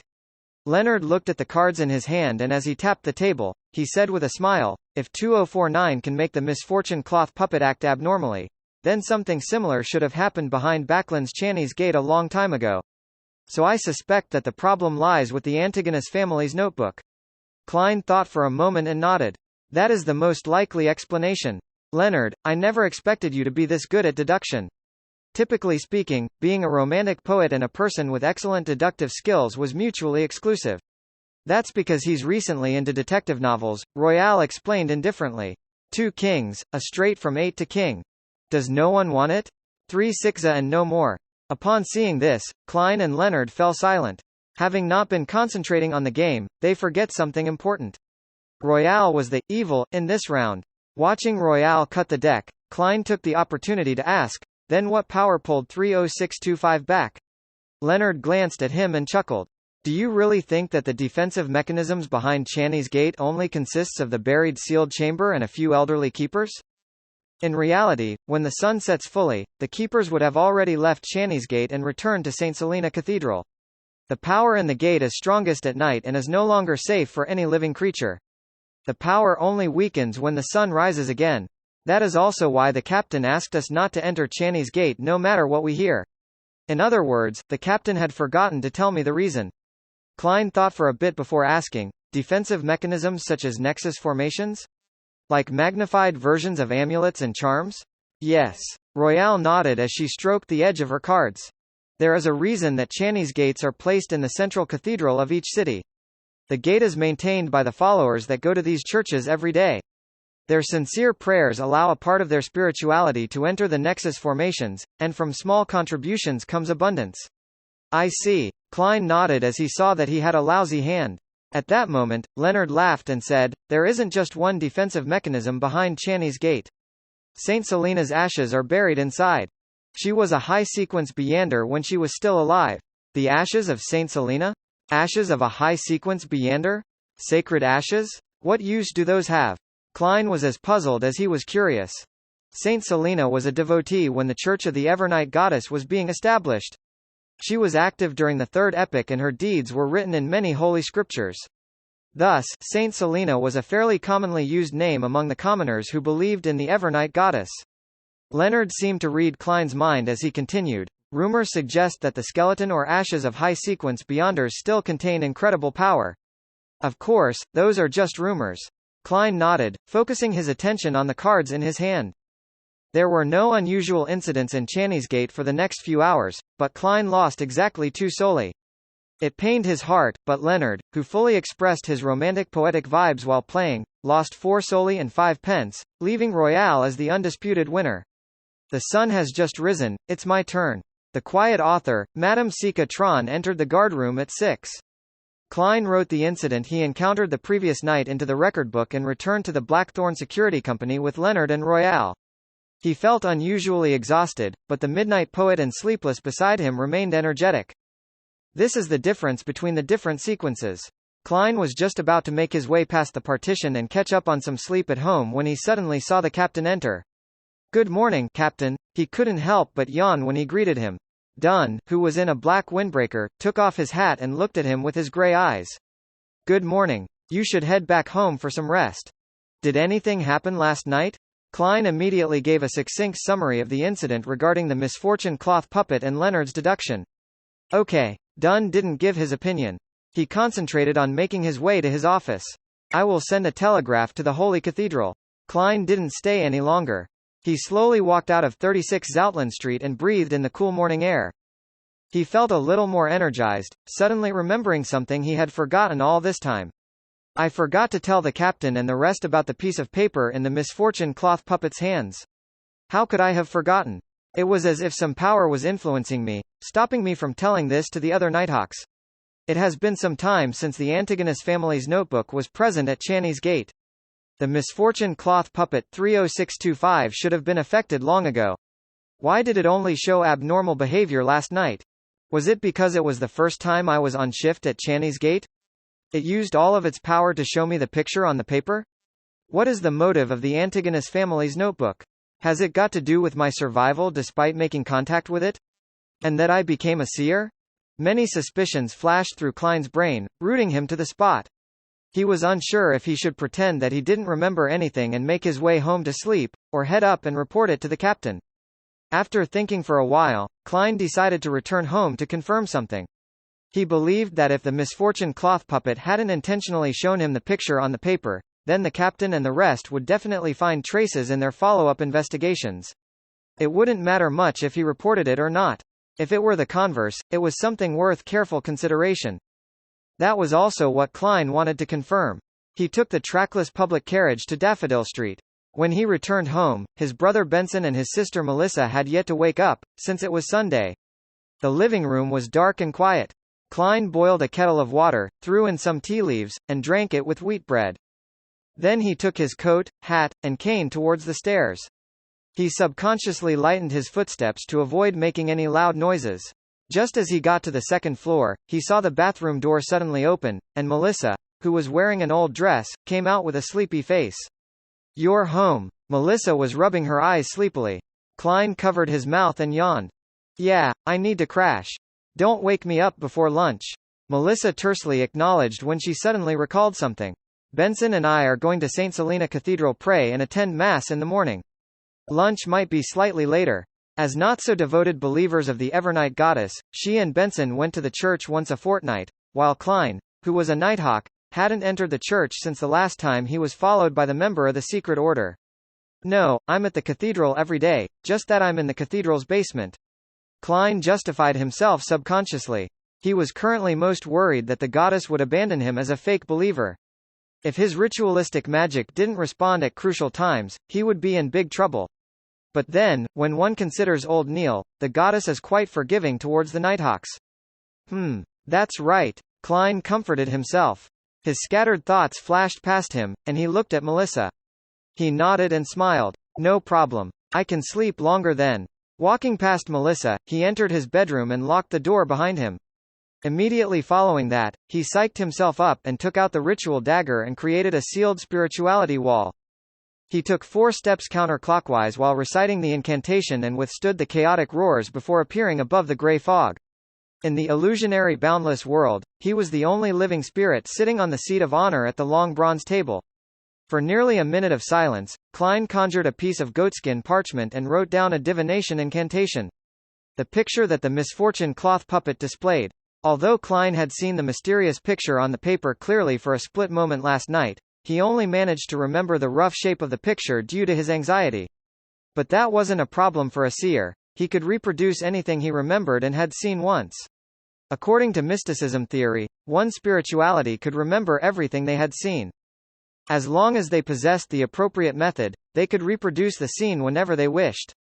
Klein even felt that the theory that spirit medium Daly described regarding the psychology alchemists made sense. Human memory was merely islands that were exposed above the sea, it couldn't withstand much. Hence, a person's spiritual essence remembered most of the information and turned it into the subconscious, which formed the entire ocean. While spirituality itself, even if it wasn't the entire ocean, also included the entire sea region surrounding the island. After reciting the divination incantation, Klein leaned backwards and fell asleep through cogitation. In the blurry, distorted, separated world, he saw Channy's gate crack open once again as he heard the heavy grinding noises. The puppet in the black classic regal gown leaned into the opening of the door and unfurled the paper that it was holding. On the piece of paper, there were many mysterious symbols that collectively formed a vertical eye. Klein carefully observed the picture before exiting the dream. Then, with the aid of the uniqueness of the world above the gray fog and the memory that had yet to fade, he expressed the image on the brown parchment. The vertical eye looked up at him, looking both sinister and mysterious. Klein thought and wrote below the eye, "This is key to the treasure that the Antigonus family left behind." Putting down the pen, he untied the silver chain that was wound inside his sleeve. As he held it with his left hand, the topaz pendulum stably hung above the divination statement and the mysterious vertical eye. There weren't any obvious movements. Klein closed his eyes and recited the sentence with his mind cleared. After 7 times, he opened his eyes and saw the topaz spinning in small circles in a clockwise fashion along with the silver chain. That meant affirmation. The vertical eye picture is really key to the treasure that the Antigonus family left behind. Klein nodded in deep thought. He tapped his fingers on the edge of the long bronze table and muttered to himself, because of Ray Bieber's death, there are no descendants of the Antigonus family left. Hence, the notebook views me, the seer that interacted with it but remains alive, as its inheritor? It affected 30625 and left the key to the treasure with it, only to show it to me during my shift at Channy's gate? There doesn't seem to be any problem with the logic, but it still doesn't seem very convincing. How could the notebook be sure that there are no more descendants of the Antigonus family?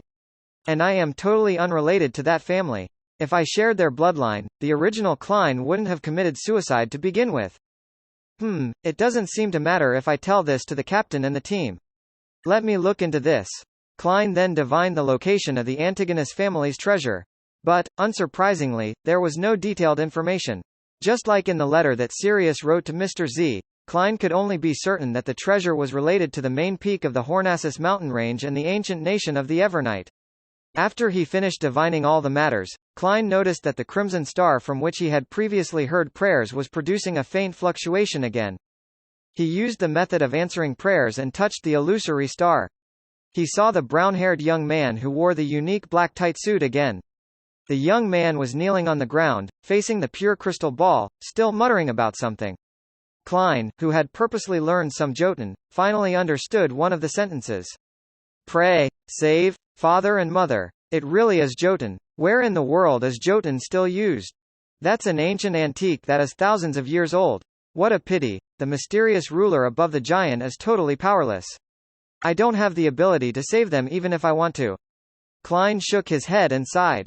He decided to observe him for a little longer. I'll see what I can do when I master more Jotun vocabulary and can understand what happened to his father and mother.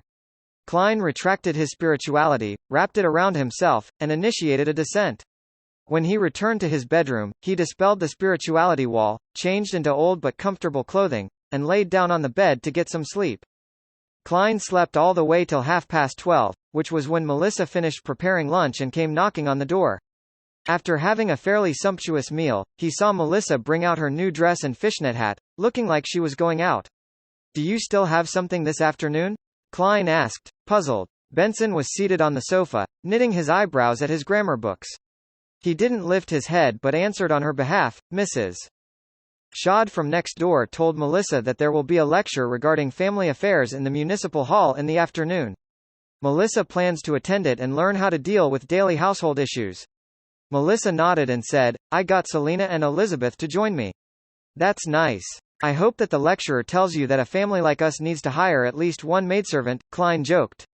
Noticing that Melissa was about to refute him, he immediately added, "We have to invest our limited time into more valuable matters." Melissa was stunned. After a while, she puckered her lips, put on her fishnet hat, and left the house. At 2 in the afternoon, Klein arrived at the Blackthorn Security Company again. Roseanne and Dunn Smith, who happened to be in the reception hall, asked in unison, "Didn't you go home and rest?" Klein smiled. "I was going to go to the divination club, but I kept thinking about what happened last night, so I decided to come over here first." "Has there been any reply from the Holy Cathedral?" Dunn shot a glance at Roseanne and turned around silently. He walked past the partition and entered his office. Roseanne pulled her face at his back, then muttered angrily, "Seriously, Captain, well done." Klein complimented silently. He held back his laughter and followed Dunn into his office. Klein shut the door, and Dunn sniffed his smoking pipe before he said, "The Holy Cathedral has determined that the disturbance was because of the Antigonus family notebook, which they reclassified as a Grade 1 sealed artifact. It's a pity. That means that you no longer have the sufficient security clearance to read it. Grade 1. Highly dangerous. Only the ranks above bishops and Nighthawk team captains can know of the actual situation? That also means that Captain has no idea what's happening. Highly dangerous, no wonder." Klein felt regretful yet relaxed. Dunn gave him a glance and continued, "The Holy Cathedral told us to check if there are any other items behind Channy's Gate that were contaminated by the notebook. After verification, only 30625 was abnormal, and we have already changed its seal. Did you discover anything else?" Klein pretended to ask curiously. Dunn shook his head. "No." Klein nodded and thought. He didn't continue with the topic. After some small talk, he bade farewell and left for the divination club to continue his journey of digestion. In the municipal hall, the three best friends, Melissa, Selina, and Elizabeth, sat near the door, waiting for the lecture to begin. "If she delivers a bad lecture, we'll sneak out," Selina suggested excitedly. Elizabeth immediately agreed, "Let's go shopping at Harrods." Sometime later, the lecturer, who had relatively high cheekbones, walked up the wooden podium. She cleared her throat and said, "Good morning, kind, charitable ladies. I am Xaviera Hedda. What I am about to share with you today are my experiences in managing family expenses. There are 3 parts, the first being how a family with an annual income of £100 should balance food, housing, clothing, and employing helpers. The second would be where a family earning £200 yearly should be increasing their expenditure to appear more decent." Melissa listened attentively. She had her brother's annual income at her fingertips. "It's already over £200, she thought, half in relief and half in fear. She was relieved and satisfied with her current life, but was also afraid that this way of life would vanish in the blink of an eye. At this point, the wine-red-haired Selina covered her mouth. She told her 2 friends quietly, "She seems to be a believer of the Lord of Storms. She's wearing a windstorm badge." Melissa looked over and saw Xaviera wearing a badge depicting violent winds and tumultuous waves on her left chest. She quickly explained, "Mrs. Shad, who told me about this seminar, is also a follower of the Lord of Storms. I don't think it's strange that the speaker is a follower too. Yeah, I don't think there is a problem here. We are here to learn how to budget." Elizabeth concurred with Melissa.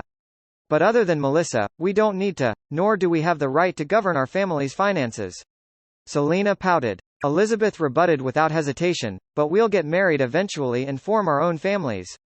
Selina had been a little afraid of Elizabeth after the incident of the demon mirror divination. She nodded in embarrassment and pretended to listen to the lecture attentively. The lecturer, Xaviera, raised her right hand and said, "The premise of any form of budgeting is to respect the opinion of the man of the household. They are the source of income, the pillar of the family. They face anxiety, stress, troubles, and disorder in society in order to obtain everything for us. Thus, we have to create a serene home, one free from troubles from the outside. This will allow them to relax when they come home, allow their souls to be cleansed, allow them to be more prepared to face the challenges to come." So, as the famous philosopher, sociologist, humanities scholar, and economist Mr. Leumi once said, "A woman is the angel of a household." Selina stroked her cheek and traced her dimples as she whispered with a little excitement, "Leumi, the person who said that humans are born free?" Elizabeth hesitated before answering, "Yes, but he is a believer of the Lord of Storms." At this point, the lecturer, Xaviera, continued, "Mr. Leumi also informs us that females are innately flawed when it comes to intelligence and logic. In that case, unable to judge for themselves whether they should accept the judgment of father and husband as that of the church, less than sup greater than one less than sup greater than Melissa, Selina, and Elizabeth looked at each other, speechless, after hearing such a description. "Let's go?" Selina finally suggested. Melissa and Elizabeth nodded. "All right." They took their veiled hats and bent over, sneaking over to the side door in an attempt to leave without attracting any attention. When they cautiously arrived outside and could finally stand up straight, they suddenly heard a burst of applause coming from the small hall. Melissa instinctively looked back into the hall. She saw Mrs. Shaud, as well as many other ladies, clapping. "Phew! Praise the lady!" Melissa exhaled. She left the uncomfortable place together with Selina and Elizabeth. "Shall we go to Harrods?" Selina suggested as she stood under a tree. She had already forgotten about what had just happened. Melissa fell silent for a few seconds before saying, "I plan on returning home to study." "Study?" Selina fiddled with her wine-red hair, as if she had returned to her regular life. "Also, I have to buy bread, beef, potatoes, and fruits. Klein needs to work today." Benson went to the municipal library. "So, yeah, I have to go back." Melissa suddenly realized how much she loved her textbooks, her gears and springs. Selina decided to keep her distance from the unusually weird Melissa. She turned to look at Elizabeth and smiled dutifully. "Shall we go to Harrods together? Even though I've spent all my savings, it's still wonderful to window shop." "Sure." Elizabeth accepted the suggestion, then asked casually, "Melissa, does your brother, Klein, have to work on Sundays?" "Yes, he rests on Mondays, different from ordinary jobs." Melissa unknowingly raised her head slightly. After leaving the Blackthorn Security Company, Klein took a public carriage to Howe Street. He tried his hardest to suppress his emotions, to not think about the issue of the Antigonus family's treasure. He tried to focus his attention back onto the matter of acting. It was important to fully digest the potion as soon as possible. Improving himself was extremely important no matter when it was. Acting as a seer, hey, I'm not professional enough. The fortune-tellers back in the Foodaholic Empire had to go through the almanac all the time before they accomplished anything. Klein held his cane as he sat inside a carriage. He had decided to divine if it was beneficial for him to travel to the divination club today. That was more befitting of a seer. As he was getting off the carriage, Klein took out a halfpence coin. His field of vision narrowed, his pupils becoming darker as he silently recited, "It is suitable to head to the divination club today. It is suitable to head to the divination club today." Dang! Klein flicked the coin up. He didn't look at the rotation of the coin, calmly extending his hand instead. Thunk! The halfpence landed in the middle of his palm. This time, the number 1/2 was facing up. With the number facing up, that means that I would encounter an unfortunate incident at the divination club today. Klein thought for a moment before he turned to the opposite side of the street. He waited for the public carriage that was headed for Daffodil Street. He felt more and more like a charlatan. Howe Street, at the entrance to Harrods department store. Selina was just about to enter the building when she suddenly froze and looked to the side. "Did something happen?" Elizabeth asked, puzzled. Selina puffed her cheeks and said, "Elizabeth, I thought about my mysticism teacher, Mr. Vincent. He passed away just like that, the morning after my birthday. Could it be because I peeked and used his secret incantations? I've always felt guilty and uneasy because of this. Besides, I've been rather unlucky recently." "So?" Elizabeth asked quietly. Selina bit her lips and said, "I wish to do a divination at the divination club over there and see if Mr. Vincent's death had anything to do with me. From what happened at my birthday banquet." I have this nagging feeling that Elizabeth is hiding something from me. I remember the back of the man in a tuxedo. Can't you divine it yourself? Elizabeth asked in surprise. Selina sighed, imitating her father. Sigh, I cannot divine it given my current condition. All right, let's head to the divination club first. Elizabeth agreed to her friend's suggestion. They headed over to the side and made their way to the divination club on the second floor by following the stairs. Hello, good afternoon, Miss Angelica. It's a pleasure meeting you again. Selina gave a lively greeting at the reception area. Angelica smiled and said, you should be able to find me here as long as you come after lunch. Selina exchanged niceties before lamenting Hannes Vincent's death. She then said, I need to have a divination performed. You know the rules of the club. Here is the list of members willing to do it. It's the weekend, so most of our members are here, Angelica explained like clockwork. Selina and Elizabeth huddled their heads together as they scanned the list of names and description together. I used to just ask for my teacher directly. To think that the club would have this many members willing to do divinations compared to last year, Selina said excitedly. Suddenly, she paused for a few seconds and said in puzzlement, Klein Moretti? Klein Moretti? Isn't this name the same as Melissa's brother? Elizabeth froze. She looked repeatedly at the name, Klein Moretti, and nodded, that's true. Miss Angelica, is this Mr. Klein Moretti around? Selina asked with a sparkle in her eyes. Angelica shook her head. My apologies, Mr. Moretti didn't come to the club today. All right, we'll find someone else.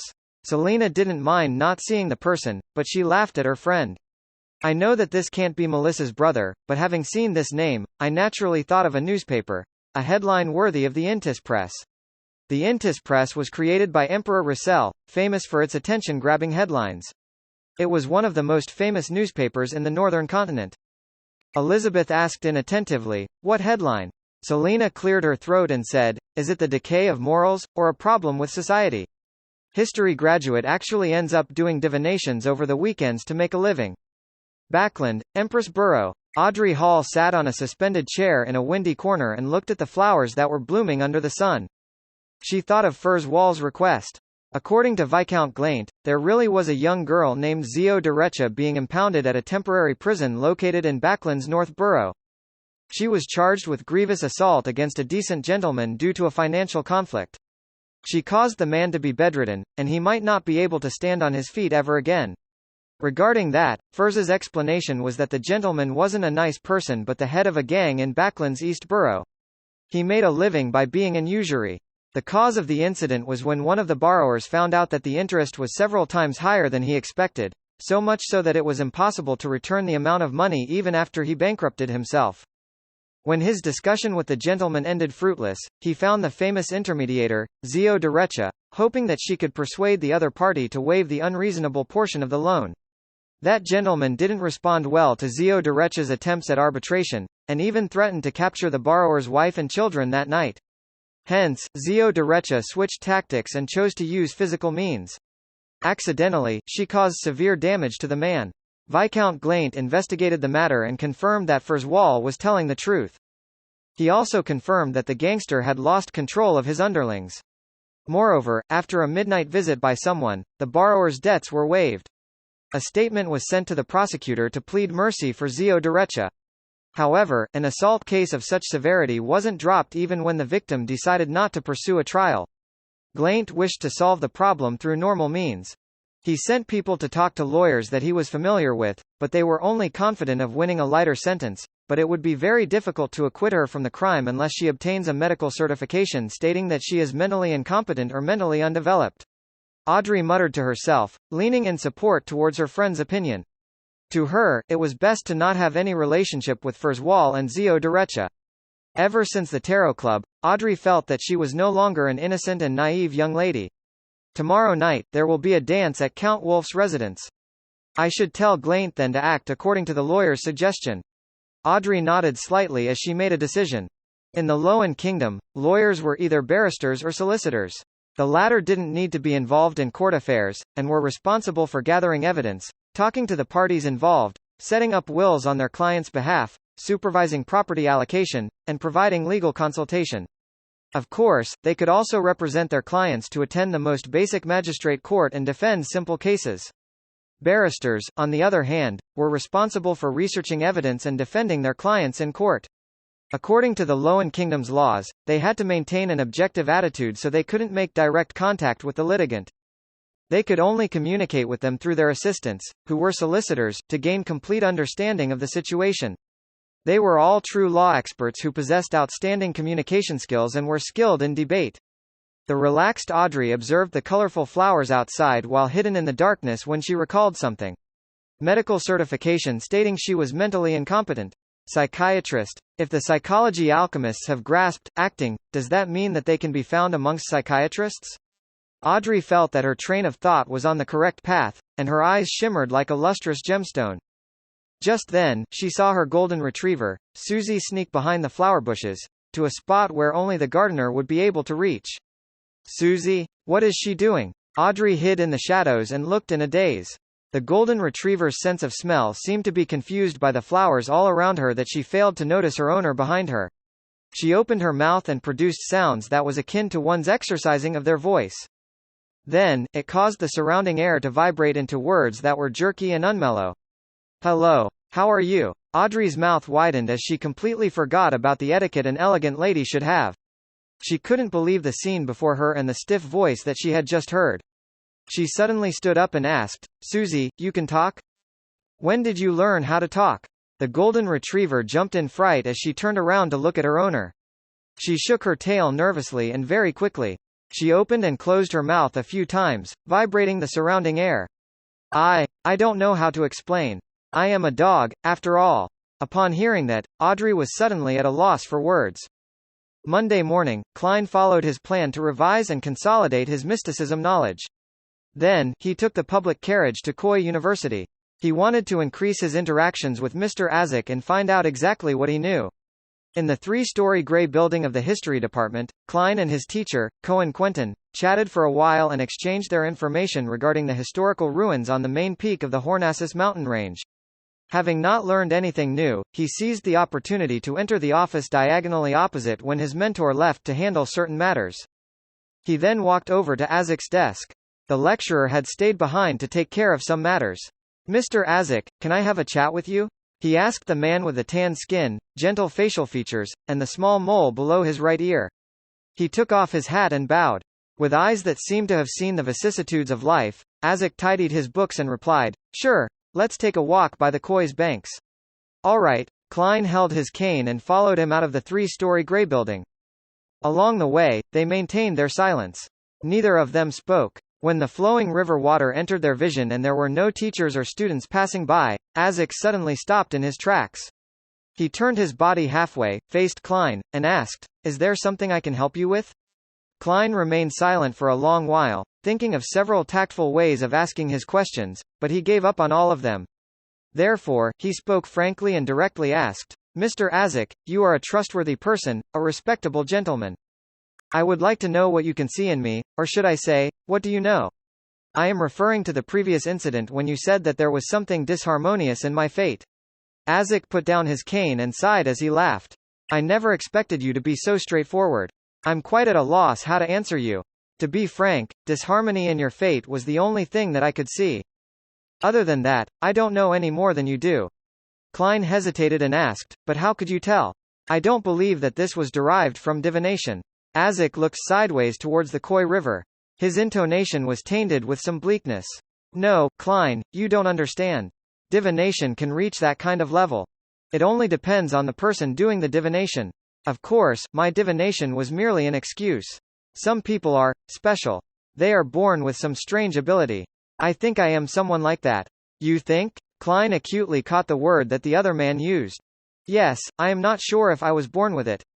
Perhaps the price of my ability is to forget myself, to forget my past, to forget my parents. Azik's eyes were clouded with melancholy as he looked at the river. Klein was increasingly confused. Forget the past? Azik smiled without any humor. Before I entered the Backland University's history department, I lost most of my memory. I only remembered my name and some basic knowledge. Luckily, I still had my identification documents. Otherwise, I probably would have ended up homeless. All these years, I've tried to search for my parents using my identification documents, but I never found anything, even though I could see a corner of fate. During my few years in the university, I gradually realized that I possessed some strange but unique powers, powers that go beyond common sense.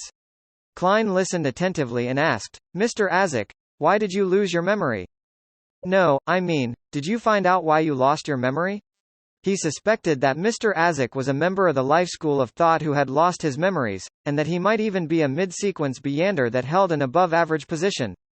It was a secret organization that had potion sequences for Monster and Soothsayer. It was an organization that was mainly passed down through master-disciple relationships. Azek shook his head vigorously.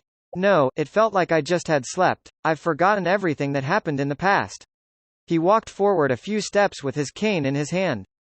He spoke as he walked. After I left Backland, I started dreaming.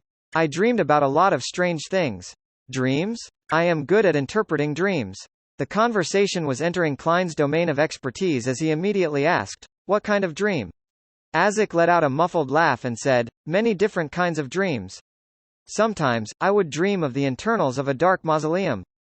I would dream of ancient coffins with corpses in them. They would have white feathers growing out from their backs. Sometimes, I would dream of myself being a knight covered in armor, holding a 3-meter-long spear while charging towards the enemy. Sometimes, I dream of myself as a feudal lord, having a rich and fertile fief, with a beautiful wife and 3 children. Sometimes, I dream of myself as a tramp, walking on a muddy road in the rain, feeling cold and hungry.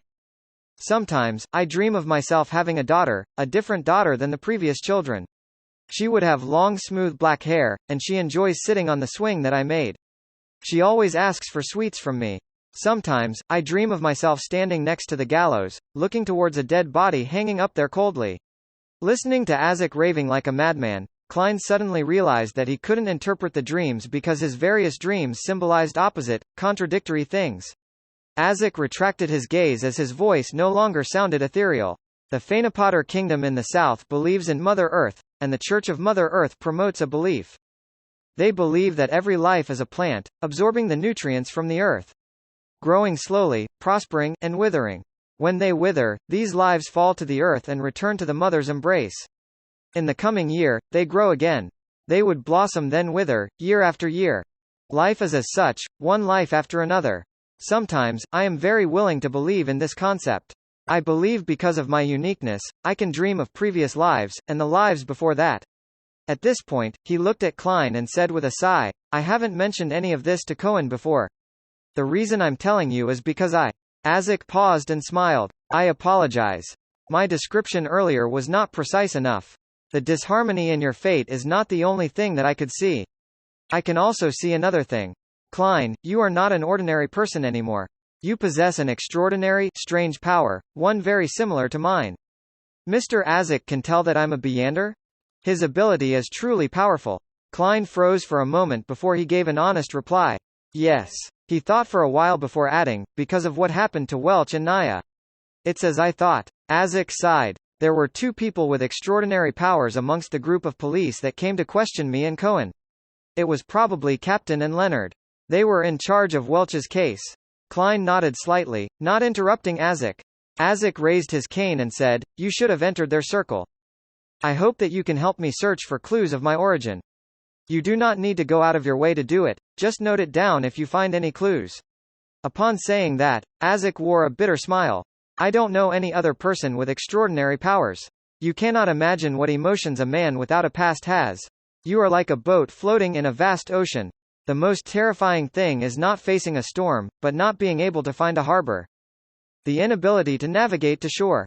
All you can do is take on disaster after disaster, with no end in sight, never to feel peace and safety. No, Mr. Azek, I know how it feels, for I am in a similar position. Fortunately for me, I have the memory fragments of the original Klein, as well as Melissa and Benson. Klein answered silently before he asked, Mr. Azek, why didn't you join a similar group when you possess such magical ability and search for clues yourself? Azek looked into Klein's eyes and let out a self-deprecating smile. Because I'm afraid. I'm afraid of death. He sighed and continued, I have gotten used to life like this. I like my life. I don't have the courage to take that risk, so I can count on you. Klein didn't say any more. He promised, I'll pay special attention if I come across any clues. All right, we should return to the office. Let's have lunch together with Cohen when he's done with work. Do you remember? The East Balam restaurant in the university is quite good. Hey, my treat. Azek lifted his cane and pointed to a direction. My apologies, I really have no memories of that. How could the studying original Klein have afforded the East Balam restaurant? Even if Welch was treating, he would still reject going to such an expensive place. Klein pressed on his hat and returned to the third level of the grayish stone building which housed the history department with Azek. A few steps later, Azek suddenly spoke. I'll be on summer break after I finish settling all my work at the university. You can visit me at my house or write to me. Klein nodded and said casually, Mr. Azek, I thought that you would head to Daisy Bay for a vacation. No, it is too hot in the south right now. I don't like the so-called sunbathing. Look at my skin color, it tans easily. I'd rather head to the Winter County, to the north of the Fasak Empire to ski, sightsee, or hunt seals. Azek, who had a copper skin tone, smiled as he replied. I would too. Klein, who had just joined the Nighthawks, revealed a look of envy. After lunch, Klein returned home and took a nap before beginning his revision and study of charms and amulets. He hoped to grasp them quickly to create objects that could at least be used in battle and help him. When it was approaching 3 in the afternoon, Klein packed his stuff and sealed the room with a wall of spirituality. In the majestic divine hall above the grey fog sat a long, ancient mottled table. Klein sat at the seat of honor, his face enveloped by the thick fog. He looked at the still obscured Justice and the Hanged Man as they appeared at their designated seats. Miss Justice's emotions doesn't seem too stable. Worry, unease, and a little lost. Klein observed the only female member of the Tarot Club with his spirit vision. Words couldn't describe Audrey Hall's emotions. She was extremely shocked by Susie's sudden speech. She had imagined a future with herself as a great detective or famous psychologist bringing along her assistant Susie, but if that became the dog detective Susie bringing along her assistant Miss Audrey, then it would be a little. No, not a little, it would be straight up weird. It leaves me lost. Audrey suddenly sat up straight. She wanted to request for Mr. Fool's and the Hanged Man's help. But she swallowed the words she was about to say. How should I ask this? What should I do if my pet is abnormal? How should I interact with a pet that can speak, one that has decent intelligence? No, this is the Tarot Club, not an experience sharing on pets. I bet that the good impression that the Hanged Man and Mr. Fool have of me would shatter if I asked those questions. Audrey's mind whirled. Finally, she organized her words and said, Honorable Mr. Fool and Mr. Hanged Man, who has helped me all this time, I have a question to ask. What can a pet with Beyonder powers do for its owner? In other words, how useful is it? She had just said her piece when she noticed Mr. Fool and the Hanged Man slip into silence. The atmosphere became a little weird. Hey, say something, don't look at me with those eyes, I did nothing. Really, I was asking for a friend. Audrey wanted to burrow into a hole out of shame. She deeply regretted asking that question. Considering that she had previously asked what would happen if an ordinary animal consumed a sequence potion, did she share the potion she formulated with her pet? That seems like something only Miss Justice would do. I feel a little pathetic being the boss of a heretic cult, with her as a member. Klein lifted his right hand and propped it against his forehead and pinched it twice without giving an answer. The Hanged Man Alger Wilson was silent for nearly 20 seconds before he replied in a strange tone, that depends on what kind of Beyonder powers the pet has. For example, if it's a spectator, then it can help you observe or listen in on certain occasions. As you know, most humans are wary of each other, but would never suspect that a pet would be eavesdropping on them, even if the pet was sitting right by their feet. It makes sense. Father would avoid me when discussing important matters with the nobles, cabinet members, and other ministers. They would often lock the door to the room. But if Susie could hide long enough to be locked in with them, then she wouldn't be chased away. Also, many ladies like to interact within private social circles. Audrey had a sparkle in her eyes as many thoughts welled in her mind. Also, since Susie can speak now, she can tell me the content of the meetings directly. Susie is great. I have to treat you well. I have to teach you proper pronunciation and vocabulary. Should I teach Susie the aristocratic pronunciation or a more normal Backland accent? Would other dogs pick up on where Susie comes from when they interact? Wait, why am I considering this? Susie wouldn't use human language when interacting with other dogs. Wait, Mr. Hanged Man. Why did you use spectator as an example? See, could you have guessed what happened? Audrey's expression changed. She regained her posture and smiled. Mr. Fool, I found another page of Emperor Russell's diary. I got this from Fur's wall. Great, you have repaid what you owed. Klein replied in a good mood. I am sorry, but there's not much content on this page of the diary. Audrey was conjuring the content she remembered onto the piece of goatskin. Klein raised his hand and made the goatskin parchment appear in his palm before saying, "That doesn't affect my promise. Furthermore, the parts of the diary you handed me previously had 2 pages. The pages collected by Justice and the Hanged Man were not originals. They were copied by researchers. Some would copy it on 1 page for recording purposes, while others kept the original look of the diary for convenience." Klein looked down at the few lines of text on the page. December 20th. A new year approaches, but the feedback I received is making me very confused and troubled. There is no crude oil in this world. There's no crude oil to be found. Report chapter. No crude oil? It couldn't be found for some reason, or there really wasn't any available.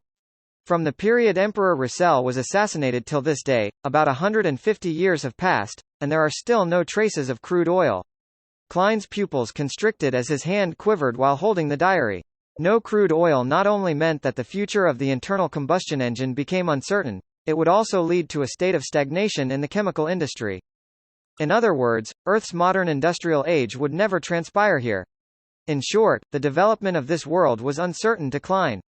Although he couldn't invent things, he had assumed that he was still at an advantage because he knew a bit of everything and could foresee the direction of technological development. When he saved enough money, he could make a risky investment on an industry that he thought showed promise. Furthermore, he wouldn't put all his eggs in one basket. Klein thought that it was only a matter of time until he could own enormous wealth. By then, he would hire the so-called white gloves as representatives to establish international charity foundations. On the surface, they would provide relief to the poor. In reality, they would actually be establishing and funding a revolt, in order to fight against the higher strata of society and enhance the living standards of the people in the lower class. If he were to find a method of returning to Earth, he would segregate his property. A third to Benson, a third to Melissa, and a third for his foundation. However, it was a pity that his perfect vision of the future was instantly half-shattered. Luckily, there's still electricity and magnetism in this world. The telegram is a successful example. I should mainly invest in this in the future. Klein settled down and read down row by row. December 21st. I'm no longer thinking about crude oil anymore. Upgrading my sequence level is what matters.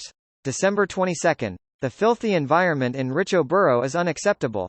If I hadn't visited incognito, I might have never known that it still looks the same as when I was young. I want to gather all my ministers and formulate a capital sewer and public toilet enhancement plan. I have to rectify the people's bad habits. Let them boil hot water for consumption, wash their hands and faces frequently, don't litter, don't pee and poop anywhere, use condoms if possible. I thought of what to name this campaign, the Patriotic Health Campaign. Hence, the invention of the condom has to be brought forward. There's also masks, paper cups, and others. Yes, even the most primitive version would do. Give it a try. I have to thank this world for they still have rubber trees. December 23rd. Perhaps I should consider that suggestion. Keep a back door for myself outside of the Church of the God of Craftsmanship. For example, I could join that ancient and mysterious organization which influences the world from the shadows. Klein then suddenly realized that there was nothing else at the bottom. His emotions were indescribable. Emperor Russell. What was the name of the ancient and mysterious organization that was influencing the world from the shadows? Do I know it? How could you stop here? Why didn't you write more? It's just like when I used to read novels. When I read till the end and realized that the author ended up dropping the novel. And Patriotic Health Campaign? The Emperor sure knows how to have fun. The contents of the diary should have been written after he became the consul of the Intis Republic. He might already have called himself the Emperor Caesar. I have to read some books when I get back and flip through some historical texts of other countries. I have to see which year the capital sewer and public toilet enhancement plan took place. After his nearly 20 seconds of silence, Klein reined back his thoughts and let the diary in his hands vanish into thin air. You can start your discussion now. Audrey let out a breath of relief and adjusted her state to become a spectator. She smiled faintly and said, I'd like to know if there are any sequence potion named Tribunal, or a kind of Beander that can go through wooden doors or make locks ineffective. I know about this. Enveloped in the grayish-white fog, Klein was going to reply, but the Hanged Man answered first. I need you to help me investigate something in return for the answer. What is it? Audrey asked with interest as well as with puzzlement. Alger glanced towards the fool and said, I'd like to know if the king has the intention of taking revenge on the Fasak Empire and launching a new war on the east coast of Balam within this year or before June of next year. The Tarot Club was currently using the Loan language, which was confirmed by the trio's accents at the first gathering. Hence, Alger knew that Miss Justice was a noble in the Loan kingdom, while he also believed that Miss Justice knew that he was a Loan. As for the Fool, Alger believed that his behavior as a Loan was merely a disguise that would ease the discussion. Ever since the ritualistic magic, Alger started using him to address the Fool politely. Audrey recalled everything that she heard from various social events. She nodded confidently and said, "No problem, but I would need sufficient time to be certain." "I can wait." Alger smiled and said, "With Mr. Fool as a witness, I believe you wouldn't go back on your promise."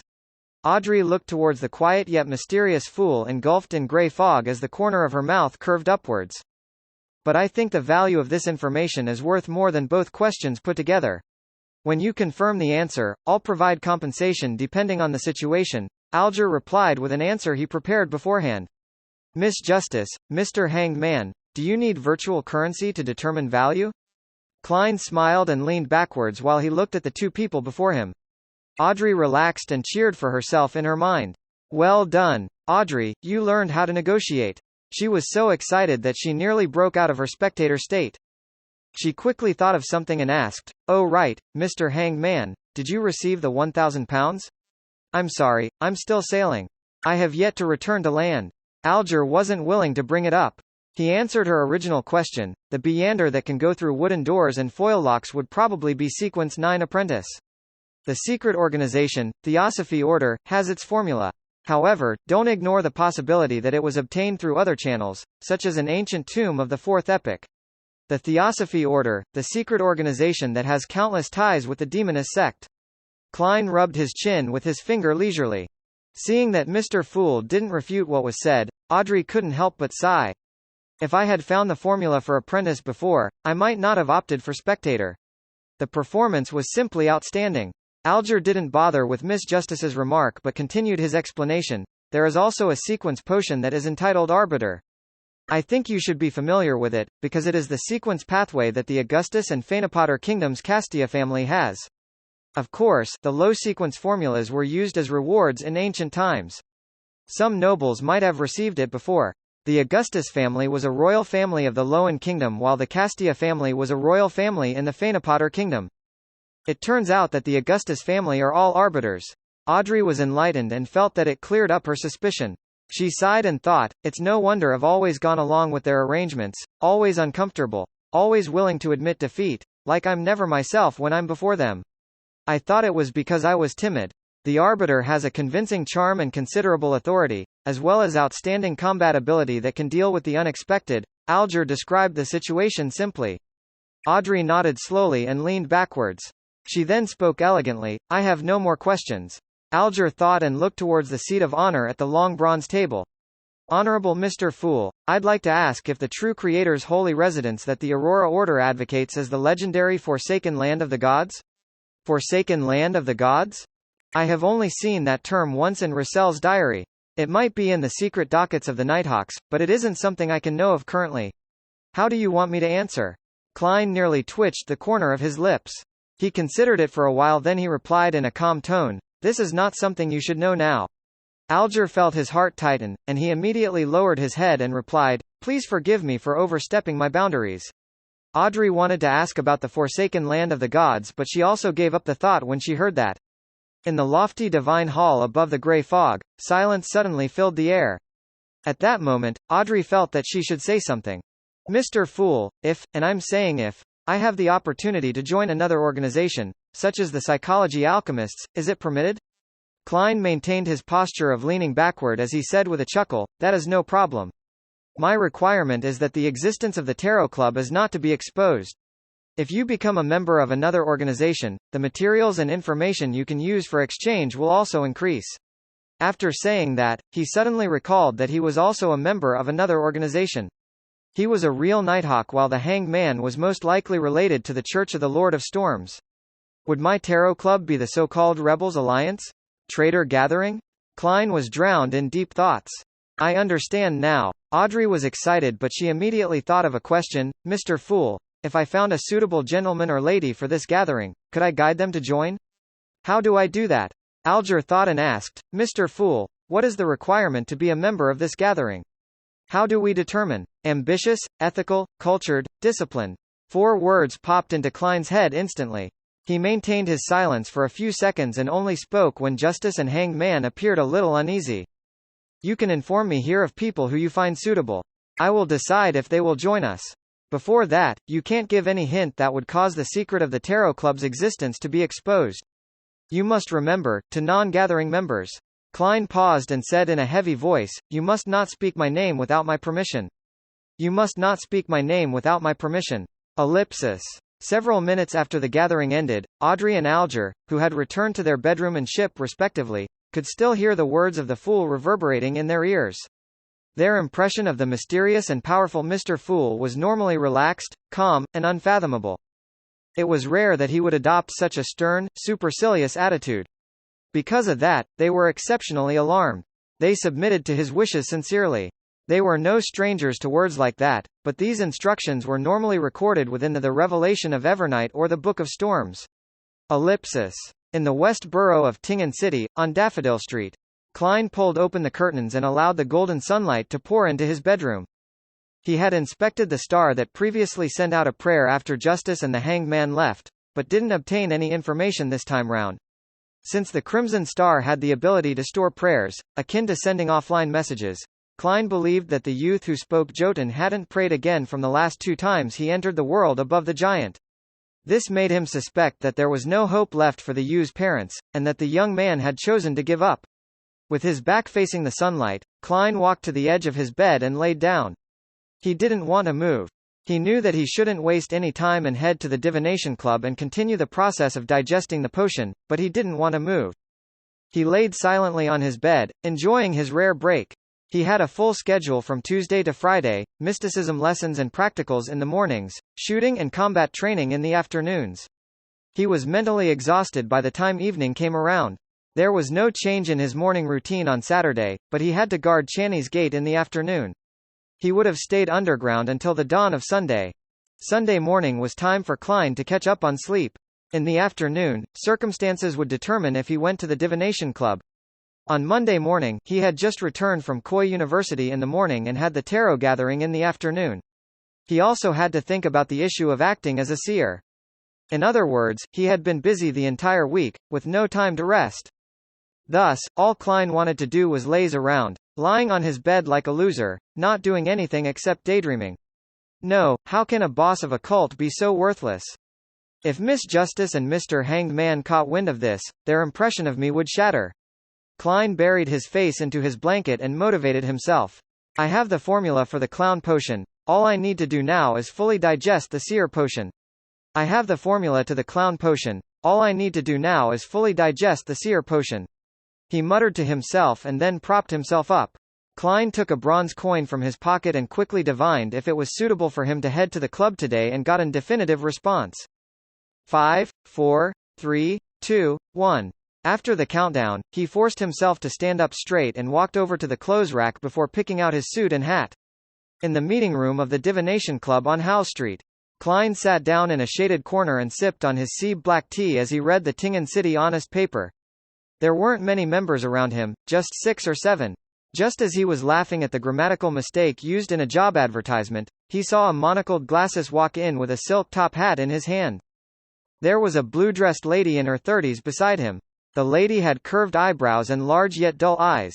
In her left hand, she was carrying an Intis hat decorated with the feathers of a black swan. That hat is ridiculous.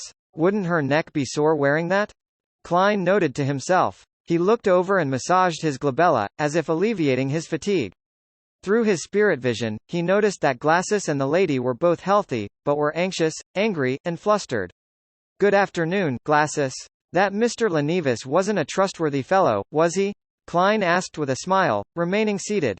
Glasses had asked him for a divination about investing in Lenevis's steel company. Glasses had obtained a negative suggestion. But noticing his indecisiveness, Klein believed that he had taken the risk anyway. Klein hoped the man hadn't invested everything he had. Thus, Klein immediately made the association and judgment when he saw the colors of his emotions. Glasses froze for a moment, then let out a bitter smile. I truly regret not listening to the suggestion you divined for me. Hey, this is the second time I'm saying something like that. Let's hope. No, I believe that there will not be a third time. He turned his head and looked at the lady with some wrinkles. Madam Christina, look, Mr. Moretti had already guessed our motive for coming here without us even speaking.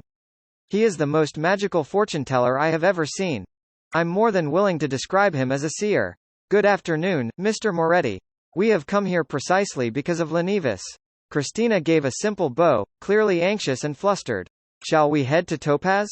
Glasses was more collected. He pointed to the door of the meeting room with his chin. Klein laughed as he got up. This is the job of a fortune-teller. He followed the path to the empty Topaz room.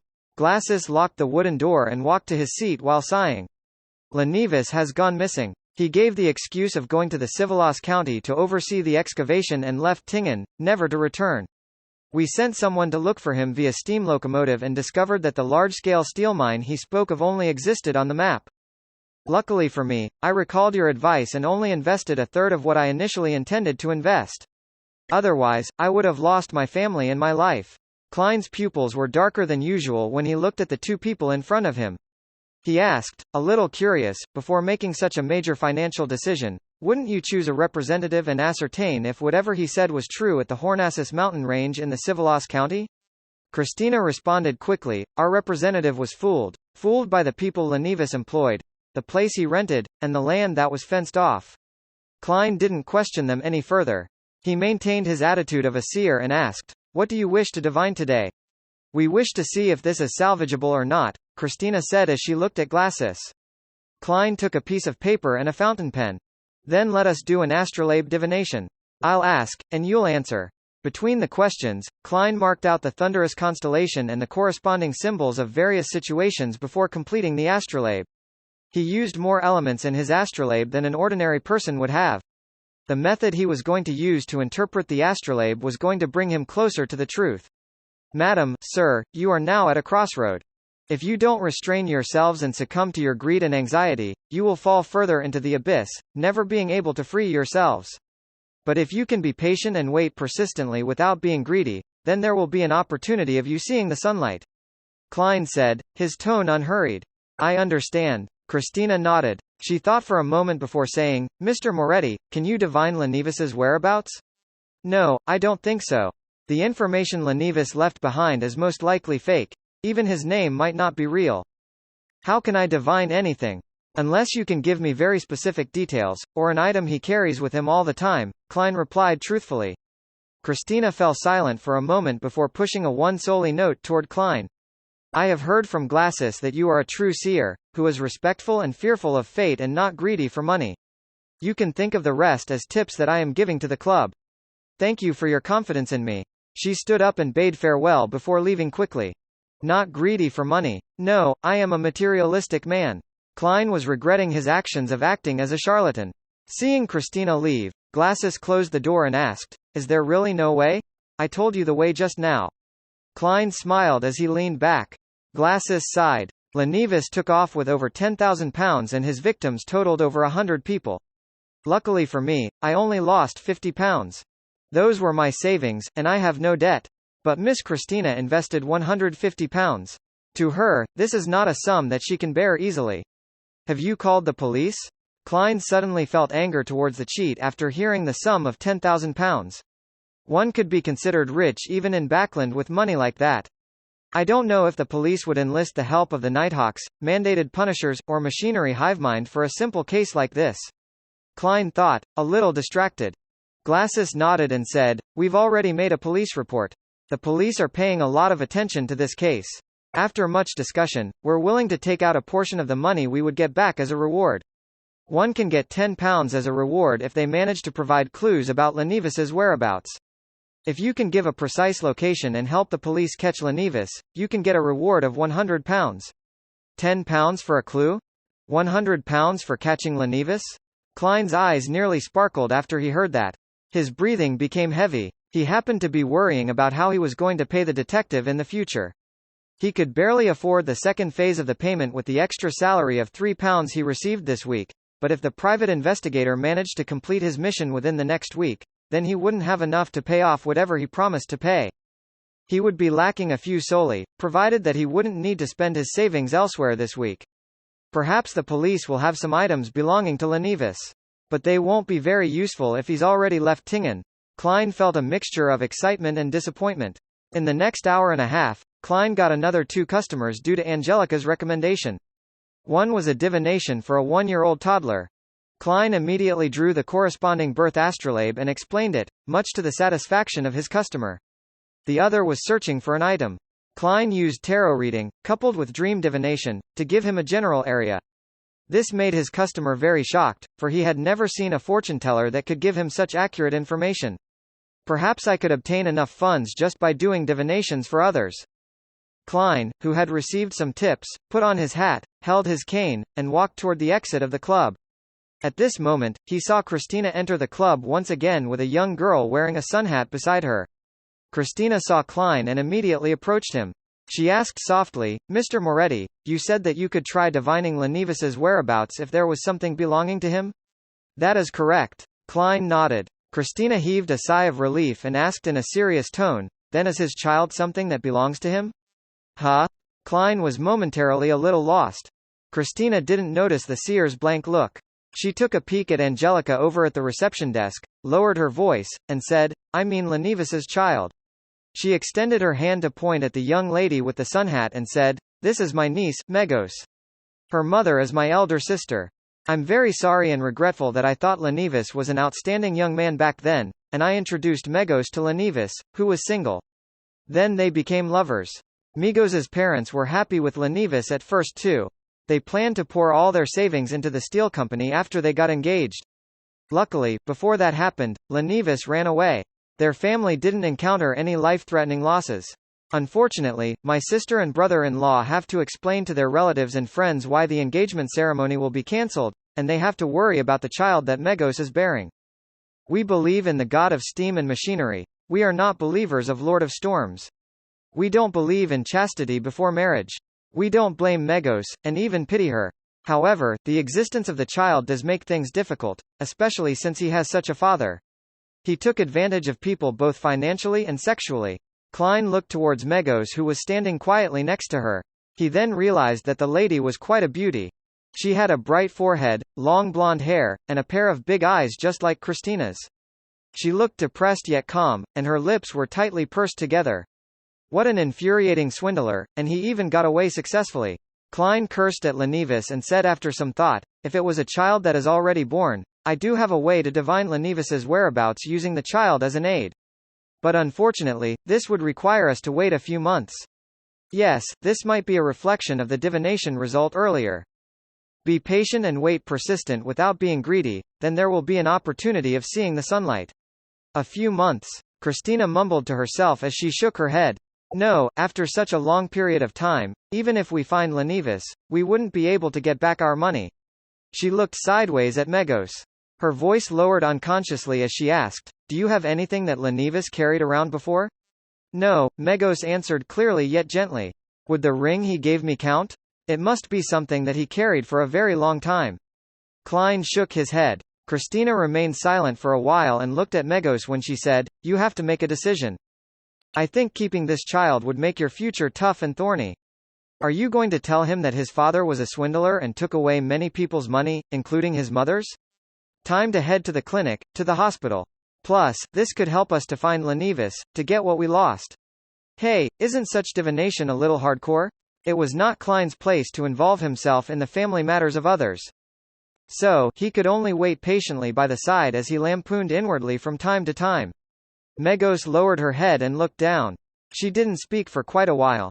Then, she touched her stomach and revealed a gentle smile. He is different from his father. He will be a considerate and likable child. He will kick me lightly every day, telling me his mood.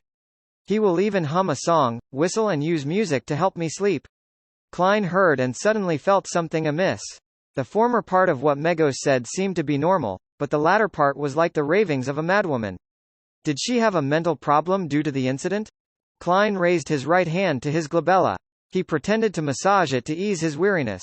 Just then, Megos suddenly turned around and walked towards the door, leaving only one sentence.